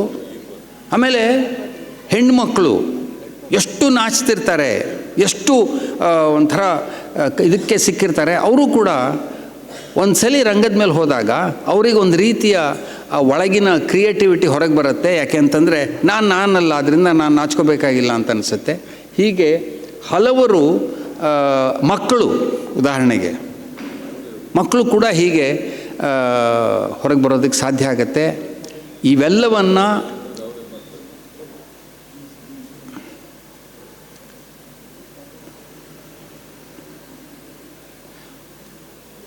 ಅನೇಕ ಬಾರಿ ಇಲ್ಲಿ ನೀನಾಸಂನಲ್ಲಿ, ಬೆಂಗಳೂರಿನಲ್ಲಿ, ಮೈಸೂರಲ್ಲಿ ಸಾಧಿಸಿರೋದನ್ನು ನಾನು ನೋಡಿದ್ದೀನಿ. ಅದು ಅಪರೂಪಕ್ಕಾಗತ್ತೆ, ಆದರೆ ಆಗತ್ತೆ. ತುಂಬ ಒಳ್ಳೆಯ ನಟರು ಇಂತಹ ಸತ್ಯದರ್ಶನವನ್ನು ಮಾಡಿಸಿದ್ದಿದೆ. ಒಮ್ಮೆ ಕಡೆಯಲ್ಲಿ ಇದೊಂದು ಮಾತು ಹೇಳಿ ಮುಗಿಸ್ತೀನಿ. ಸ್ವಲ್ಪ ಜಾಸ್ತಿ ಮಾತಾಡ್ತಿದ್ದೀನಿ ಅಂತ ನಂಗೆ ಅನ್ಸಕ್ಕೆ ಶುರುವಾಗಿದೆ. ಒಮ್ಮೆ ರಾಮಕೃಷ್ಣ ಪರಮಹಂಸರನ್ನು ಗಿರೀಶ್ ಘೋಷ್ ಅನ್ನೋರು ಒಬ್ಬ ನಾಟಕಕಾರ ಮತ್ತು ನಟ, ಬಹಳ ಹೆಸರಾಂತ ನಟ, ಅದರ ಕುಡುಕ. ಆತ ರಾಮಕೃಷ್ಣ ಪರಮಹಂಸರ ಪರಮ ಭಕ್ತ. ರಾಮಕೃಷ್ಣ ಪರಮಹಂಸರ ಎಲ್ಲ ಶಿಷ್ಯರು ಅವ್ರಿಗೆ ಬೈತಿರ್ತಾರೆ, ಏನು ಪರಮಹಂಸರೇ, ಈ ದರಿದ್ರ ಈ ಕುಡುಕನ ಜೊತೆಗೆ ನೀವು ಸ್ನೇಹ ಬೆಳೆಸಿದಿರಲ್ಲ ನೀವು ಅಂತ. ಅದಕ್ಕೆ ಅವ್ರು ಹೇಳ್ತಿರ್ತಾರೆ, ಅವನು ಕುಡುಕ ಹೌದಪ್ಪ, ಏನು ಮಾಡೋಕ್ಕಾಗತ್ತೆ, ಆದರೆ ಅವನಲ್ಲಿ ಒಳ್ಳೆ ಗುಣ ಇದೆ ಅಂಥೇಳಿ ಅವನೊಂದ್ಸಲ ಒಂದು ನಾಟಕಕ್ಕೆ ಕರೀತಾನೆ. ಕಾಳಿಯ ಬಗ್ಗೆ ನಾಟಕ ಅದು. ರಾಮಕೃಷ್ಣ ಪರಮಹಂಸರಿಗೆ ಹೋಗ್ತಾರೆ. ಹೋಗದಾಗ ಅವ್ರಿಗೆ ಅಲ್ಲಿ ನಟಿ ವಿನೋದಿನಿ ಕಾಳಿಯ ವೇಷ ಮಾಡ್ತಿರ್ತಾಳೆ. ನಟಿ ವಿನೋದಿನಿ ಅಂತಂದರೆ ಈ ಇದರ ದೇವದಾಸಿಯ ಪರಂಪರೆಯಿಂದ ಬಂದ ಒಬ್ಬ ವೇಶ್ಯೆಯ ಪರಂಪರೆಯಿಂದ ಬಂದ ನಟಿ. ಅಸಾಧಾರಣವಾದ ನಟನೆ ಮಾಡ್ತಾಳೆ. ನಾಟಕ ನೋಡ್ತಾನೇ ಪರಮಹಂಸರು ಸಮಾಧಿಸ್ಥರಾಗ್ತಾರೆ. ಆಮೇಲೆ ಅವರು ಎಚ್ಚೆತ್ತಾಗ ನಾಟಕ ಮುಗಿದ ಮೇಲೆ ಹೋಗಿ ಆಕೆ ಕಾಲಿಗೆ ಬೀಳ್ತಾರೆ. ನಟಿ ವಿನೋದಿನಿಯ ಕಾಲಿಗೆ ಬೀಳ್ತಾರೆ. ಅವಳು ಗಾಬರಿ ಆಗಿಬಿಡ್ತಾಳೆ ಅವಳು. ಆಗ ಹೇಳ್ತಾರೆ, ಇಲ್ಲಮ್ಮ, ನೀನು ನನಗೆ ಕಾಳಿಯ ದರ್ಶನವನ್ನು ಮಾಡಿಸ್ದೆ ಇವತ್ತು ಅಂತ. ಹೀಗೆ ನಾಟಕ ರಾಮಕೃಷ್ಣ ಪರಮಹಂಸರಂಥ ಸಂತನಿಗೆ ಸತ್ಯದರ್ಶನ ಮಾಡಿಸುವ ಸಾಧ್ಯತೆಯನ್ನೂ ಹೊಂದಿದೆ. ಆದರೆ ಬಾಯಿ ಬಡಾಯಿಯಾಗಿ ಕೆಟ್ಟ ನಟನೆ ಮಾಡುವ ಸಾಧ್ಯತೆಯೂ ಇಲ್ಲಿದೆ. ಇದನ್ನು ನಾವುಗಳು ಮೀರೋಣ. ಹಾಗೆ ಮೀರಲಿಕ್ಕೆ ರಂಗಭೂಮಿಯಂಥ ಸಂಸ್ಥೆ, ರಥಬೀದಿ ಗೆಳೆಯರಂಥ ಸಂಸ್ಥೆ, ಸಮುದಾಯದಂಥ ಸಂಸ್ಥೆ, ಈ ಸಂಸ್ಥೆಗಳು ಅನಿವಾರ್ಯ. ನಾವು ಎಷ್ಟೇ ಸಂಸ್ಥೆಗಳನ್ನು ಬೈಲಿ, ಧರ್ಮದಲ್ಲಿ ನಾವು ಧಾರ್ಮಿಕ ಸಂಸ್ಥೆಯನ್ನು, ಅಂದರೆ ರಿಲಿಜಿಯನ್ ಅಂತ ಯಾವುದನ್ನು ಕರಿತೀವಲ್ಲ, ಅದನ್ನು ಬೈತಿರ್ತೀವಿ. ಏನ್ರಿ ಅಲ್ಲಿ ಬರೇ ಈ ಭಟ್ರು ಇವರು ಪುರೋಹಿತರುಗಳೇ ತುಂಬಿಕೊಂಡಿದ್ದಾರೆ ಅಂತ. ಆದರೆ ಸಂಸ್ಥೆ ಬೇಕು. ಸಂಸ್ಥೆ ದೇಹ ಇದ್ದಂಗೆ, ನಿಮ್ಮ ದೇವರು ದೇಹದಲ್ಲಿರುವ ಆತ್ಮ ಇದ್ದ ಹಾಗೆ. ಇವೆರಡರ ಸಂಬಂಧ ಅನಿವಾರ್ಯ. ಅದರಿಂದ ರಂಗಭೂಮಿಯೂ ಬೆಳೆದು ಒಳ್ಳೆಯ ನಟರು ಬೆಳೆಯುವಂತಾಗಲಿ. ಇವತ್ತಿನ ಈ ಯಂತ್ರನಾಗರಿಕ ಜಗತ್ತಿನಲ್ಲಿ, ಸಿನಿಮಾಗಳ ಜಗತ್ತಿನಲ್ಲಿ, ಸೀರಿಯಲ್ಗಳ ಜಗತ್ತಿನಲ್ಲಿ, ರೀಲುಗಳ ಜಗತ್ತಿನಲ್ಲಿ ನಿಜವಾದ ನಟನೆ, ನಿಜವಾದ ರಂಗಭೂಮಿ ಮತ್ತೆ ಜೀವಂತವಾಗಲಿ. ಯಕ್ಷಗಾನ ಸ್ವಲ್ಪ ಜೀವಂತವಾಗಿದೆ, ಹಠ ಹಿಡಿದು ನೀವು ಅದನ್ನು ಜೀವಂತವಾಗಿ ಇಟ್ಟಿದ್ದೀರಿ. ಇಷ್ಟೆಲ್ಲ ಹೇಳಿ ನನ್ನ ಈ ಕೆಲವು ಮಾತುಗಳನ್ನು ಮುಗಿಸ್ತಾ ಇದ್ದೇನೆ. ನಮಸ್ಕಾರ. ಪ್ರಣಾಮಗಳು ಸರ್. ಚಿಂತನೆಗೆ ಹಚ್ಚುವ ತಮ್ಮ ನುಡಿಗಳಿಗಾಗಿ, ಉಡುಪಿ ಹಾಗೂ ರಂಗಭೂಮಿಯ ಮೇಲಿನ ತಮ್ಮ ನಂಟು ಹಾಗೂ ಪ್ರೀತಿಗಾಗಿ ಈ ಸಂದರ್ಭದಲ್ಲಿ ಒಂದು ಮಾತನ್ನು ಖುಷಿಯಿಂದ ನೆನಪಿಸ್ತಾ ಇದ್ದೇನೆ. ಅದೇನೆಂದರೆ, ತಮ್ಮ ಬದುಕಿನ ಸಾರ್ಥಕ ಬದುಕಿನ ಈ 75ರ ಹುಟ್ಟುಹಬ್ಬದ ಸಂದರ್ಭದಲ್ಲಿ ರಂಗಭೂಮಿ ಉಡುಪಿ ರಂಗೋತ್ಸವ ಪ್ರಶಸ್ತಿ ಎಂಬ ಹೆಸರಿನಲ್ಲಿ ತನ್ನ ನೆನಪನ್ನು ತಮ್ಮಲ್ಲಿ ದಾಖಲು ಮಾಡಿದಂಥ ಖುಷಿ ರಂಗಭೂಮಿ ಉಡುಪಿಗಿದೆ. ವಂದನೆಗಳು ಸರ್. ಇದೀಗ ಅಧ್ಯಕ್ಷೀಯ ನುಡಿಗಳು ರಂಗಭೂಮಿಯ ಗೌರವ ಅಧ್ಯಕ್ಷರಾಗಿರುವಂಥ ಡಾಕ್ಟರ್ HS ಬಲ್ಲಾಳ್ ಅವರಿಂದ.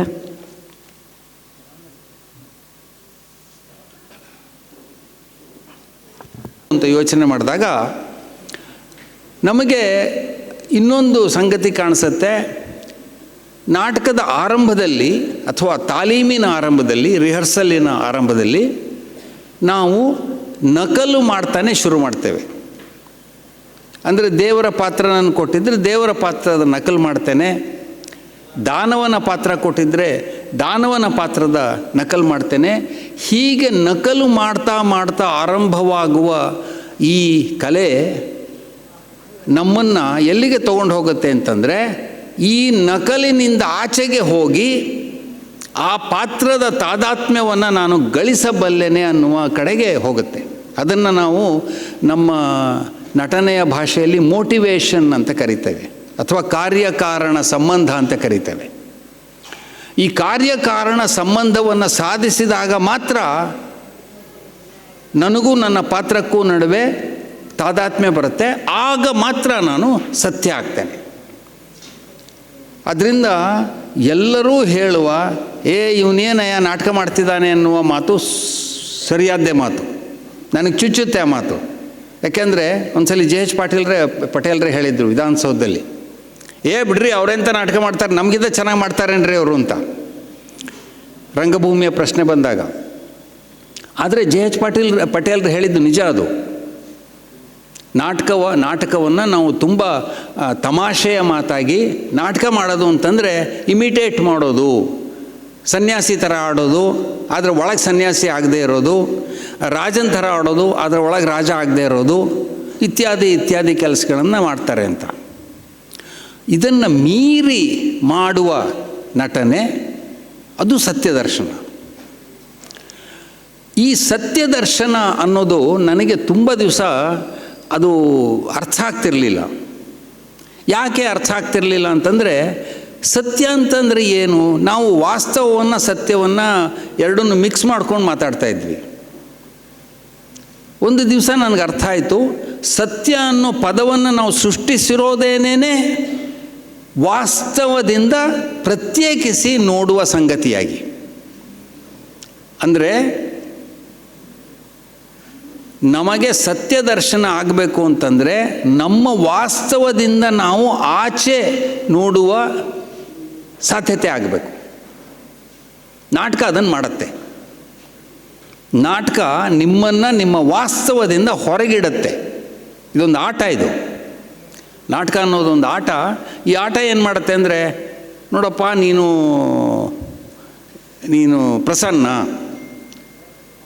ಆಮೇಲೆ ನಿನಗೆ ಈ ಥರ ಇದೆಯಾ, ನೀನು ಪ್ರಸನ್ನ ಅಲ್ಲ, ನಿನ್ನ ಮಾತು ಆಡಬಾರ್ದು, ನೀನು ನಿನ್ನ ಬಟ್ಟೆಯನ್ನು ಹಾಕ್ಕೋಬಾರ್ದು, ನೀನು ನಿನ್ನ ಮನೆಯಲ್ಲಿರಬಾರ್ದು, ಯಾವುದೋ ರಂಗದ ಮೇಲೆ, ಆ ರಂಗ ಅನ್ನೋದು ಯಾರ್ದು ಅಲ್ಲ ಜಾಗ, ಅಂಥ ಕಡೆ ಇರಬೇಕು ಅಂತ ಹೇಳಿ ಬಲವಂತ ಹೇರಿ ವಾಸ್ತವದಿಂದ ನಮ್ಮನ್ನು ಹೊರಗೆಳೀತದೆ.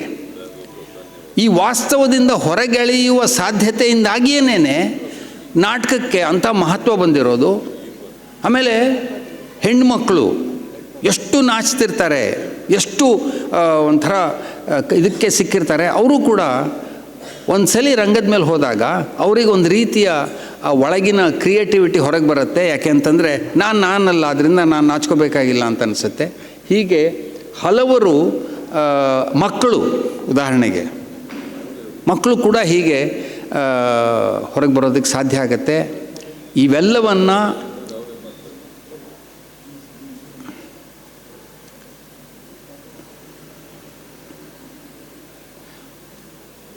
ಅನೇಕ ಬಾರಿ ಇಲ್ಲಿ ನೀನಾಸಂನಲ್ಲಿ, ಬೆಂಗಳೂರಿನಲ್ಲಿ, ಮೈಸೂರಲ್ಲಿ ಸಾಧಿಸಿರೋದನ್ನು ನಾನು ನೋಡಿದ್ದೀನಿ. ಅದು ಅಪರೂಪಕ್ಕಾಗತ್ತೆ, ಆದರೆ ಆಗತ್ತೆ. ತುಂಬ ಒಳ್ಳೆಯ ನಟರು ಇಂತಹ ಸತ್ಯದರ್ಶನವನ್ನು ಮಾಡಿಸಿದ್ದಿದೆ. ಒಮ್ಮೆ ಕಡೆಯಲ್ಲಿ ಇದೊಂದು ಮಾತು ಹೇಳಿ ಮುಗಿಸ್ತೀನಿ, ಸ್ವಲ್ಪ ಜಾಸ್ತಿ ಮಾತಾಡ್ತಿದ್ದೀನಿ ಅಂತ ನಂಗೆ ಅನ್ಸಕ್ಕೆ ಶುರುವಾಗಿದೆ. ಒಮ್ಮೆ ರಾಮಕೃಷ್ಣ ಪರಮಹಂಸರನ್ನು ಗಿರೀಶ್ ಘೋಷ್ ಅನ್ನೋರು ಒಬ್ಬ ನಾಟಕಕಾರ ಮತ್ತು ನಟ, ಬಹಳ ಹೆಸರಾಂತ ನಟ, ಅದರ ಕುಡುಕ. ಆತ ರಾಮಕೃಷ್ಣ ಪರಮಹಂಸರ ಪರಮ ಭಕ್ತ. ರಾಮಕೃಷ್ಣ ಪರಮಹಂಸರ ಎಲ್ಲ ಶಿಷ್ಯರು ಅವ್ರಿಗೆ ಬೈತಿರ್ತಾರೆ, ಏನು ಪರಮಹಂಸರೇ, ಈ ದರಿದ್ರ ಈ ಕುಡುಕನ ಜೊತೆಗೆ ನೀವು ಸ್ನೇಹ ಬೆಳೆಸಿದಿರಲ್ಲ ನೀವು ಅಂತ. ಅದಕ್ಕೆ ಅವ್ರು ಹೇಳ್ತಿರ್ತಾರೆ, ಅವನು ಕುಡುಕ ಹೌದಪ್ಪ, ಏನು ಮಾಡೋಕ್ಕಾಗತ್ತೆ, ಆದರೆ ಅವನಲ್ಲಿ ಒಳ್ಳೆ ಗುಣ ಇದೆ ಅಂಥೇಳಿ ಅವನೊಂದ್ಸಲಿ ಒಂದು ನಾಟಕಕ್ಕೆ ಕರೀತಾನೆ. ಕಾಳಿಯ ಬಗ್ಗೆ ನಾಟಕ ಅದು. ರಾಮಕೃಷ್ಣ ಪರಮಹಂಸರಿಗೆ ಹೋಗ್ತಾರೆ. ಹೋಗದಾಗ ಅವ್ರಿಗೆ ಅಲ್ಲಿ ನಟಿ ವಿನೋದಿನಿ ಕಾಳಿಯ ವೇಷ ಮಾಡ್ತಿರ್ತಾಳೆ. ನಟಿ ವಿನೋದಿನಿ ಅಂತಂದರೆ ಈ ಇದರ ದೇವದಾಸಿಯ ಪರಂಪರೆಯಿಂದ ಬಂದ ಒಬ್ಬ ವೇಶ್ಯೆಯ ಪರಂಪರೆಯಿಂದ ಬಂದ ನಟಿ. ಅಸಾಧಾರಣವಾದ ನಟನೆ ಮಾಡ್ತಾಳೆ. ನಾಟಕ ನೋಡ್ತಾನೇ ಪರಮಹಂಸರು ಸಮಾಧಿಸ್ಥರಾಗ್ತಾರೆ. ಆಮೇಲೆ ಅವರು ಎಚ್ಚೆತ್ತಾಗ ನಾಟಕ ಮುಗಿದ ಮೇಲೆ ಹೋಗಿ ಆಕೆ ಕಾಲಿಗೆ ಬೀಳ್ತಾರೆ. ನಟಿ ವಿನೋದಿನಿಯ ಕಾಲಿಗೆ ಬೀಳ್ತಾರೆ. ಅವಳು ಗಾಬರಿ ಆಗಿಬಿಡ್ತಾಳೆ ಅವಳು. ಆಗ ಹೇಳ್ತಾರೆ, ಇಲ್ಲಮ್ಮ, ನೀನು ನನಗೆ ಕಾಳಿಯ ದರ್ಶನವನ್ನು ಮಾಡಿಸ್ದೆ ಇವತ್ತು ಅಂತ. ಹೀಗೆ ನಾಟಕ ರಾಮಕೃಷ್ಣ ಪರಮಹಂಸರಂಥ ಸಂತನಿಗೆ ಸತ್ಯದರ್ಶನ ಮಾಡಿಸುವ ಸಾಧ್ಯತೆಯೂ ಹೊಂದಿದೆ. ಆದರೆ ಬಾಯಿ ಬಡಾಯಿಯಾಗಿ ಕೆಟ್ಟ ನಟನೆ ಮಾಡುವ ಸಾಧ್ಯತೆಯೂ ಇಲ್ಲಿದೆ. ಇದನ್ನು ನಾವುಗಳು ಮೀರೋಣ. ಹಾಗೆ ಮೀರಲಿಕ್ಕೆ ರಂಗಭೂಮಿಯಂಥ ಸಂಸ್ಥೆ, ರಥಬೀದಿ ಗೆಳೆಯರಂಥ ಸಂಸ್ಥೆ, ಸಮುದಾಯದಂಥ ಸಂಸ್ಥೆ, ಈ ಸಂಸ್ಥೆಗಳು ಅನಿವಾರ್ಯ. ನಾವು ಎಷ್ಟೇ ಸಂಸ್ಥೆಗಳನ್ನು ಬೈಲಿ, ಧರ್ಮದಲ್ಲಿ ನಾವು ಧಾರ್ಮಿಕ ಸಂಸ್ಥೆಯನ್ನು, ಅಂದರೆ ರಿಲಿಜಿಯನ್ ಅಂತ ಯಾವುದನ್ನು ಕರಿತೀವಲ್ಲ, ಅದನ್ನು ಬೈತಿರ್ತೀವಿ. ಏನ್ರಿ ಅಲ್ಲಿ ಬರೇ ಈ ಭಟ್ರು ಇವರು ಪುರೋಹಿತರುಗಳೇ ತುಂಬಿಕೊಂಡಿದ್ದಾರೆ ಅಂತ. ಆದರೆ ಸಂಸ್ಥೆ ಬೇಕು. ಸಂಸ್ಥೆ ದೇಹ ಇದ್ದಂಗೆ, ನಿಮ್ಮ ದೇವರು ದೇಹದಲ್ಲಿರುವ ಆತ್ಮ ಇದ್ದ ಹಾಗೆ. ಇವೆರಡರ ಸಂಬಂಧ ಅನಿವಾರ್ಯ. ಅದರಿಂದ ರಂಗಭೂಮಿಯೂ ಬೆಳೆದು ಒಳ್ಳೆಯ ನಟರೂ ಬೆಳೆಯುವಂತಾಗಲಿ. ಇವತ್ತಿನ ಈ ಯಂತ್ರನಾಗರಿಕ ಜಗತ್ತಿನಲ್ಲಿ, ಸಿನಿಮಾಗಳ ಜಗತ್ತಿನಲ್ಲಿ, ಸೀರಿಯಲ್ಗಳ ಜಗತ್ತಿನಲ್ಲಿ, ರೀಲುಗಳ ಜಗತ್ತಿನಲ್ಲಿ ನಿಜವಾದ ನಟನೆ, ನಿಜವಾದ ರಂಗಭೂಮಿ ಮತ್ತೆ ಜೀವಂತವಾಗಲಿ.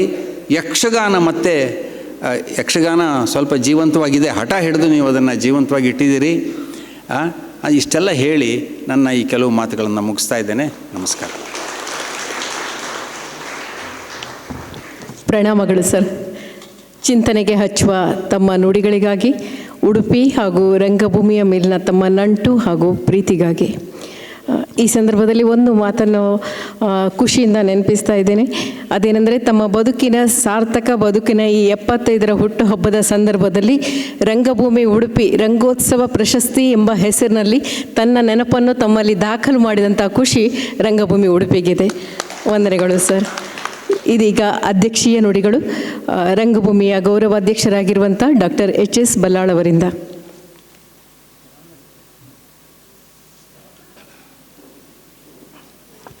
ರಂಗಭೂಮಿಯ ಅಭಿಮಾನಿಗಳೇ ಮತ್ತು ಪತ್ರಿಕಾ ಮಾಧ್ಯಮದವರೇ, ಪ್ರಸನ್ನ ಅವರು ಭಾಳ ಚೆನ್ನಾಗಿ ಮಾತಾಡಿದರು. ಯಂತ್ರೀಕರಣ, modernisation, digitisation we call it, ಮತ್ತು ಧಾರ್ಮಿಕ ಇದು ರಿಲಿಜಿಯಸ್ ಆ್ಯಕ್ಟಿವಿಟಿ ಎರಡು ಒಂದು ಭಾಳ ಎಕ್ಸ್ಟ್ರೀಮ್ಸ್ ಇದಕ್ಕೆ ಹೋಗ್ತಾ ಉಂಟು. So we have to strike a balance. ಅದು ಹೇಗೆ ಮಾಡೋದಂತ ನೀವೇ ಹೇಳಬೇಕು, ನಿಮ್ಮಂಥ ಬುದ್ಧಿಜೀವಿಗಳು ಹೇಳಬೇಕು. ಅದು ಭಾಳ ಅಗತ್ಯ ಅಂತ ನಾನು ಕೂಡ ಭಾವಿಸ್ತೇನೆ. ಇನ್ನೊಂದು ವಿಷಯ ಏನಂತ ಹೇಳಿದರೆ, ನಾನು ಯಾವಾಗಲೂ ಹೇಳ್ತೇನೆ, ನಮ್ಮ ಈ ಕಲೆ, ರಂಗ ಕಲೆ ಆಗಲಿ, ಯಕ್ಷಗಾನ ಕಲೆ ಆಗಲಿ, ಬೇರೆ ಯಾವುದು ನಮ್ಮ ಹಳೆಯ ಸಂಸ್ಕೃತಿಗಳು ಇವತ್ತಿನ ಜನಾಂಗಕ್ಕೆ ಅಷ್ಟು ಒಗ್ಗೂಡುವುದಿಲ್ಲ ಅಲ್ವಾ? ಈಗ ಜನ ನೋಡಿ, ಇದು ಕತ್ಲೆ ಮಾಡಿಬಿಟ್ಟಿದ್ದಾರೆ, ನಮ್ಗೆ ಗೊತ್ತಿಲ್ಲ ಎಷ್ಟು ಜನ ಇದ್ದಾರೆ ಅಂತ. ನನ್ನ ಮೊದಲು ನೋಡಿದ 100-200 ಜನ ಹೆಚ್ಚಿಂದ ಹೇಳಿದರೆ. ಇತ್ತೀಚೆಗೆ ನಮ್ಮ MITಯಲ್ಲಿ, ನಮ್ಮ ಮಾಹೆಯಲ್ಲಿ ನಾನು ಕೆಲಸ ಮಾಡೋದು, Manipal academy of higher education. ಅವರು ಪ್ರತಿ ವರ್ಷ ಒಂದು ರೆವೆಲ್ಸ್ ಅಂತ ಕಾರ್ಯಕ್ರಮ ಮಾಡ್ತಾರೆ ಮಕ್ಕಳು.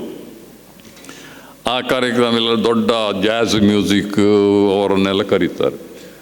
ಸುಮಾರು 15-20 ಸಾವಿರ ಜನ ಮಕ್ಕಳು ಬರ್ತಾರೆ, ಯಂಗರ್ ಜನ್ರೇಷನ್. ಆದರೆ ನಮ್ಮ ಹೀಗಿದ್ದಿನ ಕಾರ್ಯಕ್ರಮ ಏನಾದರೂ ನಮ್ಮ ವಿಶ್ವವಿದ್ಯಾಲಯದಲ್ಲಿ ಮಾಡಿದರೆ ಕೂಡ ಬರುವ ಜನಸಂಖ್ಯೆ ಭಾಳ ಕಡಿಮೆ.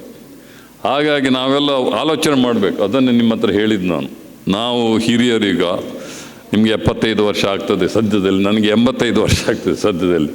ನಾವೆಲ್ಲ ಇದನ್ನು, ನಮ್ಮ ಈ ಕಲೆಯನ್ನು, ಯಕ್ಷಗಾನ ಆಗಲಿ, ರಂಗಭೂಮಿ ಇದಾಗಲಿ, ಅದನ್ನು ಉಳಿಸೋದು ಮಾತ್ರ ಅಲ್ಲ, ಬೆಳೆಸೋದು ಹೇಗೆ ಎಂಬ ನಾವು ಚಿಂತನೆಯನ್ನು ಮಾಡಬೇಕು. ಅದು ಭಾಳ ಅಗತ್ಯ ಅಂತ ನಾನು ಭಾವಿಸ್ತೇನೆ. ನಾನು ಪ್ರತಿ ಭಾಷಣದಲ್ಲಿ ಇದನ್ನು ಹೇಳ್ತಾ ಬರ್ತೇನೆ, ಆದರೆ ಏನೂ ಆಗುವ ಹಾಗೆ ತೋರುವುದಿಲ್ಲ ನನಗೆ. ಇವತ್ತಿನ ಇಲ್ಲಿ ರಂಗಭೂಮಿಯ ಎಲ್ಲ ಚಿಂತಕರು ಬಂದಿದ್ದಾರೆ, ಅವರಲ್ಲಿ ಎಲ್ಲ ಹೆಚ್ಚಿನವರು ಮುದುಕರು, ಪ್ರಾಯದವರು, 60 ವರ್ಷದಿಂದ ಜಾಸ್ತಿದವರೇ, ಅದರಿಂದ ಕಡಿಮೆ ಯಾರೂ ಇಲ್ಲ. ನಮ್ಮ ಮಣಿಪಾಲ ಸಮೂಹ ಸಂಸ್ಥೆಯ ಸಂಸ್ಥಾಪಕರು ಮಾಧವ್ ಪೈಗಳು ಈ ರಂಗಭೂಮಿಯನ್ನು ಕೂಡ ಸ್ಥಾಪನೆ ಮಾಡಿದವರೇ 60 ವರ್ಷದ ಹಿಂದೆ. ಅವರು ಯಾವಾಗಲೂ ಹೇಳ್ತಿದ್ದರು, youth of today are going to the leaders of our country tomorrow. ಇವತ್ತಿನ ಯುವ ಜನಾಂಗವೇ ನಮ್ಮ ಮುಂದಿನ ಜನಾಂಗ. And I consider them as the real wealth of the country. That is true. But we have to see that our old culture and traditions are not only maintain, but they should be develop. It is the responsibility ಅಲ್ವಾ, ನಮ್ಮೆಲ್ಲರ ಕರ್ತವ್ಯ ಅಂತ ನಾನು ಭಾವಿಸ್ತೇನೆ. ಅದಕ್ಕೆ ನಿಮ್ಮಂಥ ಬುದ್ಧಿಜೀವಿಗಳ ಸಹಕಾರ ಭಾಳ ಅಗತ್ಯ ಅಂತ ನಾನು ಭಾವಿಸ್ತೇನೆ. ಮತ್ತು ನೀವು ಹೇಳಿದರೆ ನನಗೆ ಉಡುಪಿ ಮತ್ತು ಮೈಸೂರು ಅಂದರೆ ಭಾಳ ಇಷ್ಟ ಅಂತ. ನಾನು ಉಡುಪಿಯವನೇ, ಮತ್ತು ನಾನು ಮೈಸೂರಲ್ಲಿ ಮೈಸೂರು ಮೆಡಿಕಲ್ ಕಾಲೇಜು ವಿದ್ಯಾಭ್ಯಾಸ ಮಾಡಿದೆ. ನನಗೆ ಕೂಡ ಸ್ವಲ್ಪ ನಂಟುಂಟು ಉಡುಪಿ ಮತ್ತು ಮೈಸೂರಲ್ಲಿ. ಇವತ್ತಿನ ಈ ಒಂದು ರಂಗಭೂಮಿಯ ಈ ಒಂದು ಪ್ರಶಸ್ತಿಯನ್ನು ಕೊಟ್ಟದರಲ್ಲಿ ನಿಮ್ಮ ಪ್ರಶಸ್ತಿ ಅಥವಾ ನಿಮ್ಮ ಗೌರವ ಏನು ಜಾಸ್ತಿ ಆಗೋದಿಲ್ಲ ಅಂತ ನನ್ನ ಭಾವನೆ. ರಂಗಭೂಮಿ ಪ್ರಶಸ್ತಿಯ ಗೌರವ ಜಾಸ್ತಿ ಆಗ್ತದೆ ಅಂತ ನಾನು ಭಾವಿಸ್ತೇನೆ, ನಿಮ್ಮಂಥ ಒಂದು ಬುದ್ಧಿಜೀವಿಗಳಿಗೆ, ಕಲಾವಿದರಿಗೆ ಕೊಡೋದರಿಂದ. ಅದು ಮಾತ್ರ ಅಲ್ಲ, ಒಂದು 2 ದಿವಸ ಹಿಂದೆ ನಮ್ಮ ಪ್ರದೀಪ್ ಚಂದ್ರ ಕಲ್ಕೂರ್ ಅವರು, ಪ್ರಧಾನ ಕಾರ್ಯದರ್ಶಿ, ಆನಂದ ಗಾಣಿಗರ ಮಗ ಇವರು ಅಲ್ವಾ. ಆನಂದ ಗಾಣಿಗರು ನನಗೆ ಭಾಳ ಹತ್ತಿರ, ನನ್ನ ತಂದೆಯವರಿಗೆ ಭಾಳ ಭಾಳ ಒಳ್ಳೆಯ ನಟ. ಅದೇ ಚಿತ್ರರಂಗದಲ್ಲಿ ಕೂಡ ನಟನೆ ಮಾಡಿದರು. ಅವರು ಬಂದು ಹೇಳಿದರು, ಪ್ರಸನ್ನ ಅವರು ಭಾಳ ದೊಡ್ಡ ವ್ಯಕ್ತಿ, ಭಾಳ ಸಿಂಪಲ್ ಮನುಷ್ಯ, ಏನು ಇದು ಬಡ್ದು ಈ ಒಂದು ಪ್ರಶಸ್ತಿಯನ್ನು ತೆಗೆದುಕೊಳ್ಳಕ್ಕೆ ನೀವು ಒಪ್ಪಿದ್ದೇ ನಮ್ಮ ಒಂದು ಭಾಗ್ಯ ಅಂತ ನಾನು ಭಾವಿಸ್ತೇನೆ. ಯಾಕೆಂದರೆ ನಾನು ಈ ರಂಗಭೂಮಿಯ ಗೌರವ ಅಧ್ಯಕ್ಷ. ಅವರು ಹೇಳಿದರು, ನೀವು ಯಾವುದು ಇದು ಒಂದು ಪ್ರತಿಭೆ ಅಥವಾ ಗೌರವವನ್ನು, ಪ್ರಶಸ್ತಿಯನ್ನು ತೆಗೆದುಕೊಳ್ಳಲಿಕ್ಕೆ ಇಚ್ಛಿಸುವುದಿಲ್ಲ ಅಂತ. ಅಂದರೆ ನಿಮ್ಮ ಒಂದು ಮಹಾನ್ ಶಕ್ತಿಯನ್ನು ತೋರಿಸ್ತದೆ. ಅದು ಮಾತ್ರ ಅಲ್ಲ, ಭಾಳಷ್ಟು ಇವತ್ತಿನ ಹಿಂದಿ ಚಿತ್ರ ನಟರನ್ನು ಕೂಡ ನೀವು ಸೃಷ್ಟಿಸಿದ್ದೀರಂತ. ಮನೋಜ್ ಬಾಜಪೇಯಿ ಮತ್ತು ಪಂಕಜ್ ತ್ರಿಪಾಠಿ ಅವರು ನನಗೆ ಭಾಳ, I am the fan of them ಅವರಂಥ ದೊಡ್ಡ ದೊಡ್ಡ ಆ್ಯಕ್ಟರ್ಸನ್ನು ಕೂಡ ನೀವು ಸೃಷ್ಟಿಸಿದ್ದೀರಿ. ಅವ್ರು ಹೇಳ್ತಾ ಇದ್ರು ಮಾತ್ರ ಅಲ್ಲ, ಪಂಕಜ್ ತ್ರಿಪಾಠಿ ಅವ್ರು ನಿಮ್ಮ ಎದುರಿಗೆ ಕೂತ್ಕೊಳ್ಳೋದು ಬಿಡಿ, ನಿಲ್ಲು ಸಹ ಇಲ್ಲ, ಕಾಲ್ನಡಿಯಲ್ಲೇ ಕೂತ್ಕೊಳ್ತಾರಂತೆ. ಅದರ ಅರ್ಥ ಏನಂತ ಹೇಳಿದ್ರೆ, ನಿಮ್ಮ ಮೇಲೆ ಎಷ್ಟು ಅವರಿಗೆ ಅಭಿಮಾನ, ಗೌರವ ಉಂಟು ಅಂತ. ಅದನ್ನು ಸಾಧಿಸೋದು ಅಷ್ಟು ಸುಲಭ ಅಲ್ಲ. ಅಂಥ ಒಂದು ವ್ಯಕ್ತಿ ನೀವು. ಆ ರಂಗಭೂಮಿಯ ಒಂದು ಈ ಕಾರ್ಯಕ್ರಮಕ್ಕೆ ನೀವು ಬಂದು, ಯಾಕಂದರೆ ನಾನು ಇದರ ಗೌರವಾಧ್ಯಕ್ಷ ತಲ್ಲೂರು ಶಿವರಾಮ್ ಶೆಟ್ಟರು ಮಾಡಿದ್ದಾರೆ. ಈ ರಂಗಭೂಮಿಯ ಕಲೆಯನ್ನು ಉಳಿಸಿ ಬೆಳೆಸಲಿಕ್ಕೆ ತಲ್ಲೂರು ಶಿವರಾಮ್ ಶೆಟ್ಟರು, ಪ್ರದೀಪ್ ಚಂದ್ರ ಕುಲ್ಪಾಡಿಯವರು ಭಾಳಷ್ಟು ಪ್ರಯತ್ನ ಮಾಡ್ತಾಯಿದ್ದೆ. ನಾನು ಕೂಡ ನಮ್ಮಿಂದ ಏನೆಲ್ಲ ಸಹಾಯ ಆಗ್ತದೆ, ನಮ್ಮ ವಿಶ್ವವಿದ್ಯಾಲಯದಿಂದ ಆಗ್ತದೆ, ಅದನ್ನು ಕೂಡ ಮಾಡಲಿಕ್ಕೆ ಪ್ರಯತ್ನ ಮಾಡ್ತಾ ಇದ್ದೇವೆ. ಮತ್ತು ಇದರಿಂದ ನಿಮ್ಮಂಥ ವ್ಯಕ್ತಿಗಳು, ಹಿರಿಯ ವ್ಯಕ್ತಿಗಳು, ಬುದ್ಧಿಜೀವಿಗಳು ಬಂದು ಇಂಥ ಒಂದು ಕಾರ್ಯಕ್ರಮದಲ್ಲಿ ಭಾಗವಹಿಸಿದ್ರೇ ನಮ್ಮ ಯುವಜನಕ್ಕೆ ಇದರಿಂದ ಪ್ರೇರಣೆ ಬರ್ಬೋದು ಅಂತ ನಮ್ಮದೊಂದು ಅಭಿಪ್ರಾಯ. ಹಾಗಾಗಿ ಇವತ್ತಿನ ದಿವಸ ನೀವು ಬಂದಿದ್ದೀರಿ. ನಾನು ರಂಗಭೂಮಿಯ ಗೌರವಾಧ್ಯಕ್ಷನಾಗಿ ಈ ಒಂದು ಪ್ರಶಸ್ತಿಯನ್ನು ತೆಗೆದುಕೊಳ್ಳಕ್ಕೆ ಒಪ್ಪಿದ್ದಕ್ಕೆ ನಿಮಗೆ ನಾನು ನನ್ನ ರಂಗಭೂಮಿಯ ನಮ್ಮ ಎಲ್ಲ ಪದಾಧಿಕಾರಿಗಳು ಹಾಗೂ ರಂಗಭೂಮಿ ಅಭಿಮಾನಿಗಳು ಭಾಳಷ್ಟು ಜನ ಇದ್ದಾರೆ, ಅವರ ಪರವಾಗಿ ನನ್ನ ಹಾರ್ದಿಕ ಅಭಿನಂದನೆಯನ್ನು ಸಲ್ಲಿಸಲಿಕ್ಕೆ ಬಯಸ್ತೇನೆ. ಮತ್ತು ಇದೇ ರೀತಿ ನಿಮ್ಮಂಥವ್ರು ಬಂದರೇ ನಮ್ಮ ಈ ರಂಗಭೂಮಿಯನ್ನು ಉಳಿಸೋದು ಮಾತ್ರ ಅಲ್ಲ, ಬೆಳೆಸಲಿಕ್ಕೆ ಕೂಡ ಸಾಧ್ಯ ಅಂತ ನಾನು ಭಾವಿಸ್ತೇನೆ. ಮತ್ತು ಈ ಸಂದರ್ಭದಲ್ಲಿ ನಾನು ನಮ್ಮ ಮಾಹೆ ವಿಶ್ವವಿದ್ಯಾಲಯದ ಪರವಾಗಿ, ಯಾಕೆಂದರೆ ಮಾಧವ ಪೈಗಳು ನಮ್ಮ ಮಣಿಪಾಲ ಸಂಸ್ಥೆಯ ಸಂಸ್ಥಾಪಕರು, ಈ MGM ಕಾಲೇಜು ಕೂಡ ಫಸ್ಟ್ ಕಾಲೇಜ್ ಅವರು 1949ನೇ ಇಸ್ವಿಯಲ್ಲಿ ಸ್ಥಾಪಿಸಿದ್ದು. ಯಾಕಂದರೆ ಆವಾಗ ಇಲ್ಲಿ ಕಾಲೇಜೇ ಇರಲಿಲ್ಲ. ಅದನ್ನು ಸ್ಥಾಪಿಸಿ ಅವರು ಯಾಕಂದರೆ ಶಿಕ್ಷಣಕ್ಕೆ ಮತ್ತು ಆರೋಗ್ಯಕ್ಕೆ ಭಾಳಷ್ಟು ಪ್ರಾಮುಖ್ಯತೆ ಕೊಡ್ತಾಯಿದ್ರು. ಮತ್ತು ಈ MGM ಕಾಲೇಜಿನಲ್ಲಿ ನಾವು ಇಂಥ ಚಟುವಟಿಕೆಗಳಿಗೆ, ನಮ್ಮ ರಂಗಭೂಮಿಯ ಚಟುವಟಿಕೆ ಆಗಲಿ, ಯಕ್ಷಗಾನದ ಚಟುವಟಿಕೆಯಲ್ಲಿ ನಮ್ಮ ಮುರಳಿ ಕಡೆಕಾರ್ ಇದ್ದಾರೆ, ಬೋನ ಪ್ರಸಾದ್ ಹೆಗಡೆರಲ್ಲಿದ್ದಾರೆ, ಭಾಳಷ್ಟು ಅಭಿಮಾನಿಗಳಿದೆ. ಅದನ್ನು ಪ್ರೋತ್ಸಾಹಿಸಲಿಕ್ಕೆ ನಾವು ಭಾಳಷ್ಟು ಸಹಾಯ ಮಾಡ್ತೇವೆ. ನಮ್ಮ ವನಿತಾ ಮಯ್ಯನವರಿದ್ದಾರೆ ಇಲ್ಲಿ MGM ಕಾಲೇಜ್ ಪ್ರಾಂಶುಪಾಲರು. ಅವರು ಇದಕ್ಕೆ ಏನೂ ಚಾರ್ಜೇ ಮಾಡೋದಿಲ್ಲ ಇವರಿಗೆ, ಯಾರು ನಮ್ಮ ತಲ್ಲೂರು ಶಿವರಾಮ್ ಶೆಟ್ಟರಿಗೆ ಮತ್ತು ನಮ್ಮ ಪ್ರದೀಪ್ ಚಂದ್ರ ಅವರಿಗೆ. ಯಾಕೆಂದರೆ ಅದರ ಉದ್ದೇಶ ಏನಂತ ಹೇಳಿದರೆ ಈ ಒಂದು ಕಲೆಯನ್ನು ಪ್ರೋತ್ಸಾಹಿಸಲಿಕ್ಕೆ ನಾವು ಸಹಾಯ ಮಾಡ್ತೇವೆ ನಮ್ಮಿಂದ. ಹಾಗಾಗಿ ನಿಮ್ಮ ಕೂಡ ಒಂದು ಸಹಾಯ ಬೇಕು. ನಿಮ್ಮವರಂತ ಅವರ ಹೆಸರು ಬಂದರೆ ಖಂಡಿತ ಈ ಒಂದು ರಂಗಕಲೆಯು ಉಳಿಯುವುದು ಮಾತ್ರ ಅಲ್ಲ, ಬೆಳೀಲಿಕ್ಕೆ ಸಾಧ್ಯ ಆಗ್ತದೆ ಅಂತ ಹೇಳುತ್ತಾ, ನಿಮಗೆ ಮತ್ತೊಮ್ಮೆ ನಾನು ಈ ಪ್ರಶಸ್ತಿಯನ್ನು ಒಪ್ಪಿದ್ದಕ್ಕೆ ನಾನು ಅಭಿನಂದನೆಯನ್ನು ಸಲ್ಲಿಸುತ್ತಾ, ಈ ರಂಗಭೂಮಿ ಎಲ್ಲ ಅಭಿಮಾನಿಗಳಿಗೆ ಈ ಒಂದು ನನಗೆ ಅವಕಾಶ ಕೊಟ್ಟದಕ್ಕಾಗಿ ನನ್ನ ಅಭಿನಂದನೆ ಸಲ್ಲಿಸಿ ನಿಮಗೆಲ್ಲರಿಗೂ ಶುಭವನ್ನು ಕೋರಿ ನನ್ನ 2 ಮಾತು ಮುಗಿಸ್ತೇನೆ. ನಮಸ್ಕಾರ. ತಮ್ಮ ಸುಂದಂತಹ ಅರುಣ್ ಲಾಲ್ ಸರ್ ಬಂದು ರಂಗಭೂಮಿಯ ಸ್ಮರಣಿಕೆಯನ್ನು ನಮ್ಮ ಅಧ್ಯಕ್ಷರಿಂದ ಪಡೆದುಕೊಳ್ಬೇಕಾಗಿ ವಿನಂತಿಸಿಕೊಳ್ತಾ ಇದ್ದೇನೆ. ಜೊತೆಗೆ ವೇದಿಕೆಯಲ್ಲಿರುವಂತಹ ಎಲ್ಲ ಗಣ್ಯರಿಗೂ ನಮ್ಮ ಅಧ್ಯಕ್ಷರು ಸ್ಮರಣಿಕೆಯನ್ನು ನೀಡಬೇಕಾಗಿ ತುಂಬ ಪ್ರೀತಿಯಿಂದ ಕೇಳ್ಕೊಳ್ತಾ ಇದ್ದೇನೆ.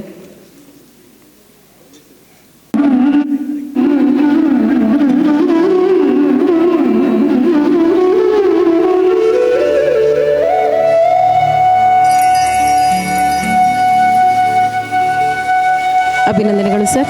ವೇದಿಕೆಯಲ್ಲಿರುವಂತಹ ಎಲ್ಲ ಗಣ್ಯರಿಗೂ ಸ್ಮರಣಿಕೆಯನ್ನು ನೀಡಬೇಕಾಗಿ ರಂಗಭೂಮಿ ಅಧ್ಯಕ್ಷರಾದಂಥ ಡಾಕ್ಟರ್ ತಲ್ಲೂರು ಶಿವರಾಮ್ ಶೆಟ್ಟಿ ಇವರಲ್ಲಿ ವಿನಂತಿಸಿಕೊಳ್ತಾ ಇದ್ದೇನೆ. ಸ್ಮರಣಿಕೆ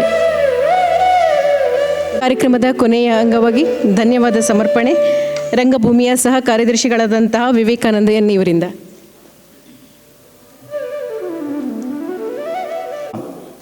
ನಮ್ಮ ಗೌರವಾಧ್ಯಕ್ಷರಿಂದ ಇವತ್ತು ಉದ್ಘಾಟನೆಗೊಂಡಿದೆ. ಈ ಸಭಾ ಕಾರ್ಯಕ್ರಮದ ಅಧ್ಯಕ್ಷತೆ ವಹಿಸಿ ಈ 5 ದಿನಗಳ ರಂಗಭೂಮಿ ರಂಗೋತ್ಸವವನ್ನು ಉದ್ಘಾಟಿಸಿದ ಶ್ರೀ HS ಬಲ್ಲಾಳ್ ಇವರಿಗೆ ನಿಮ್ಮೆಲ್ಲರ ಪರವಾಗಿ ಕೃತಜ್ಞತೆಯನ್ನು ಅರ್ಪಿಸ್ತಾ ಇದ್ದೇನೆ. ಇಂದಿನ ಕಾರ್ಯಕ್ರಮದ ಕೇಂದ್ರ ಬಿಂದು ಹಿರಿಯ ರಂಗಕರ್ಮಿ ಶ್ರೀ ಪ್ರಸನ್ನ ಇವರು ಸನ್ಮಾನವನ್ನು ಸ್ವೀಕರಿಸಿದ್ದಕ್ಕಾಗಿ ಅವರಿಗೂ ಸಂಸ್ಥೆಯ ಪರವಾಗಿ ಕೃತಜ್ಞತೆಗಳು. ಅವರ ಬಗ್ಗೆ ಅಭಿನಂದನಾ ನುಡಿಗಳನ್ನಾಡಿದ ಶ್ರೀ ರಾಜನ್ ಹುಣಸಬಾಡಿ ಅವರು ಬಹಳ ವಿಸ್ತೃತವಾಗಿ ಅವರ ಕಲೆಯ ಜೀವನವನ್ನು ನಮಗೆ ಕಟ್ಟಿಕೊಟ್ಟಿದ್ದಾರೆ ಚಿಕ್ಕ ಸಮಯದಲ್ಲಿ. ಅವರಿಗೂ ಕೂಡ ನಮ್ಮ ಪರವಾಗಿ ಕೃತಜ್ಞತೆ ಅರ್ಪಿಸ್ತಾ ಇದ್ದೇವೆ. ಮುಖ್ಯ ಅತಿಥಿಗಳಾಗಿ ನಮ್ಮೊಂದಿಗೆ ಇದ್ದ ಶ್ರೀ ರಘುಪತಿ ಭಟ್ ಮಾಜಿ ಶಾಸಕರು, ಅವರಿಗೂ ಕೃತಜ್ಞತೆಗಳು. ಹಾಗೆ ವೇದಿಕೆಯ ಮೇಲೆ ಉಪಸ್ಥಿತರಿರುವ ಶ್ರೀಮತಿ ವನಿತಾ ಮಯ್ಯ ಪ್ರಾಂಶುಪಾಲರು, ಅವರಿಗೂ ಕೃತಜ್ಞತೆಗಳು. ಹಾಗೆ ವೇದಿಕೆಯ ಮೇಲಿರುವ ನಮ್ಮ ಸಂಸ್ಥೆಯ ಅಧ್ಯಕ್ಷರು, ಉಪಾಧ್ಯಕ್ಷರು ಹಾಗೆ ಪ್ರಧಾನ ಕಾರ್ಯದರ್ಶಿಗಳು ಇವರೆಲ್ಲರಿಗೂ ಕೂಡ ಕೃತಜ್ಞತೆಯನ್ನು ಅರ್ಪಿಸ್ತಾ ಇದ್ದೇನೆ. ಜೊತೆಗೆ ಇಂದಿನ ಸಭಾ ಕಾರ್ಯಕ್ರಮದ ನಿರೂಪಣೆಯನ್ನು ಅತ್ಯಂತ ಅಚ್ಚುಕಟ್ಟಾಗಿ ಮಾಡಿಕೊಟ್ಟ ಶ್ರೀಮತಿ ಪೂರ್ಣಿಮಾ ಸುರೇಶ್ ಇವರಿಗೂ ಕೃತಜ್ಞತೆಗಳು. ಇವತ್ತು ಇಲ್ಲಿ ಬಂದಿರುವ ಪತ್ರಿಕಾ ಮಾಧ್ಯಮದವರು ಹಾಗೆ ಛಾಯಾಚಿತ್ರಗ್ರಾಹಕರು ಇವರೆಲ್ಲರಿಗೂ ಕೂಡ ಕೃತಜ್ಞತೆಯನ್ನು ಅರ್ಪಿಸ್ತಾ ಇದ್ದೇನೆ. ಜೊತೆಗೆ ಮುಂದಿನವೆಲ್ಲ ಉಪಸ್ಥಿತರಿರಬೇಕು, ಈ 5 ದಿನದ ಕಾರ್ಯಕ್ರಮವನ್ನು ಯಶಸ್ವಿಗೊಳಿಸಿಕೊಡಬೇಕು ಅಂತ ನಿಮ್ಮಲ್ಲಿ ವಿನಂತಿಸಿಕೊಳ್ತಾ, ಇವತ್ತು ಈ ಕಾರ್ಯಕ್ರಮವನ್ನು ಚಂದಗಾಣಿಸಲಿಕ್ಕೆ ಬಂದ ಎಲ್ಲ ರಂಗಭೂಮಿಯ ಸದಸ್ಯರಿಗೆ, ರಂಗಭೂಮಿಯ ಅಭಿಮಾನಿಗಳಿಗೆ ಹಾಗೆಯೇ ನಾಟಕಾಸಕ್ತರಿಗೆ ನಮ್ಮ ಸಂಸ್ಥೆಯ ಪರವಾಗಿ ಕೃತಜ್ಞತೆ ಅರ್ಪಿಸ್ತಾ ನನ್ನ ಮಾತನ್ನು ಮುಗಿಸ್ತೀನಿ.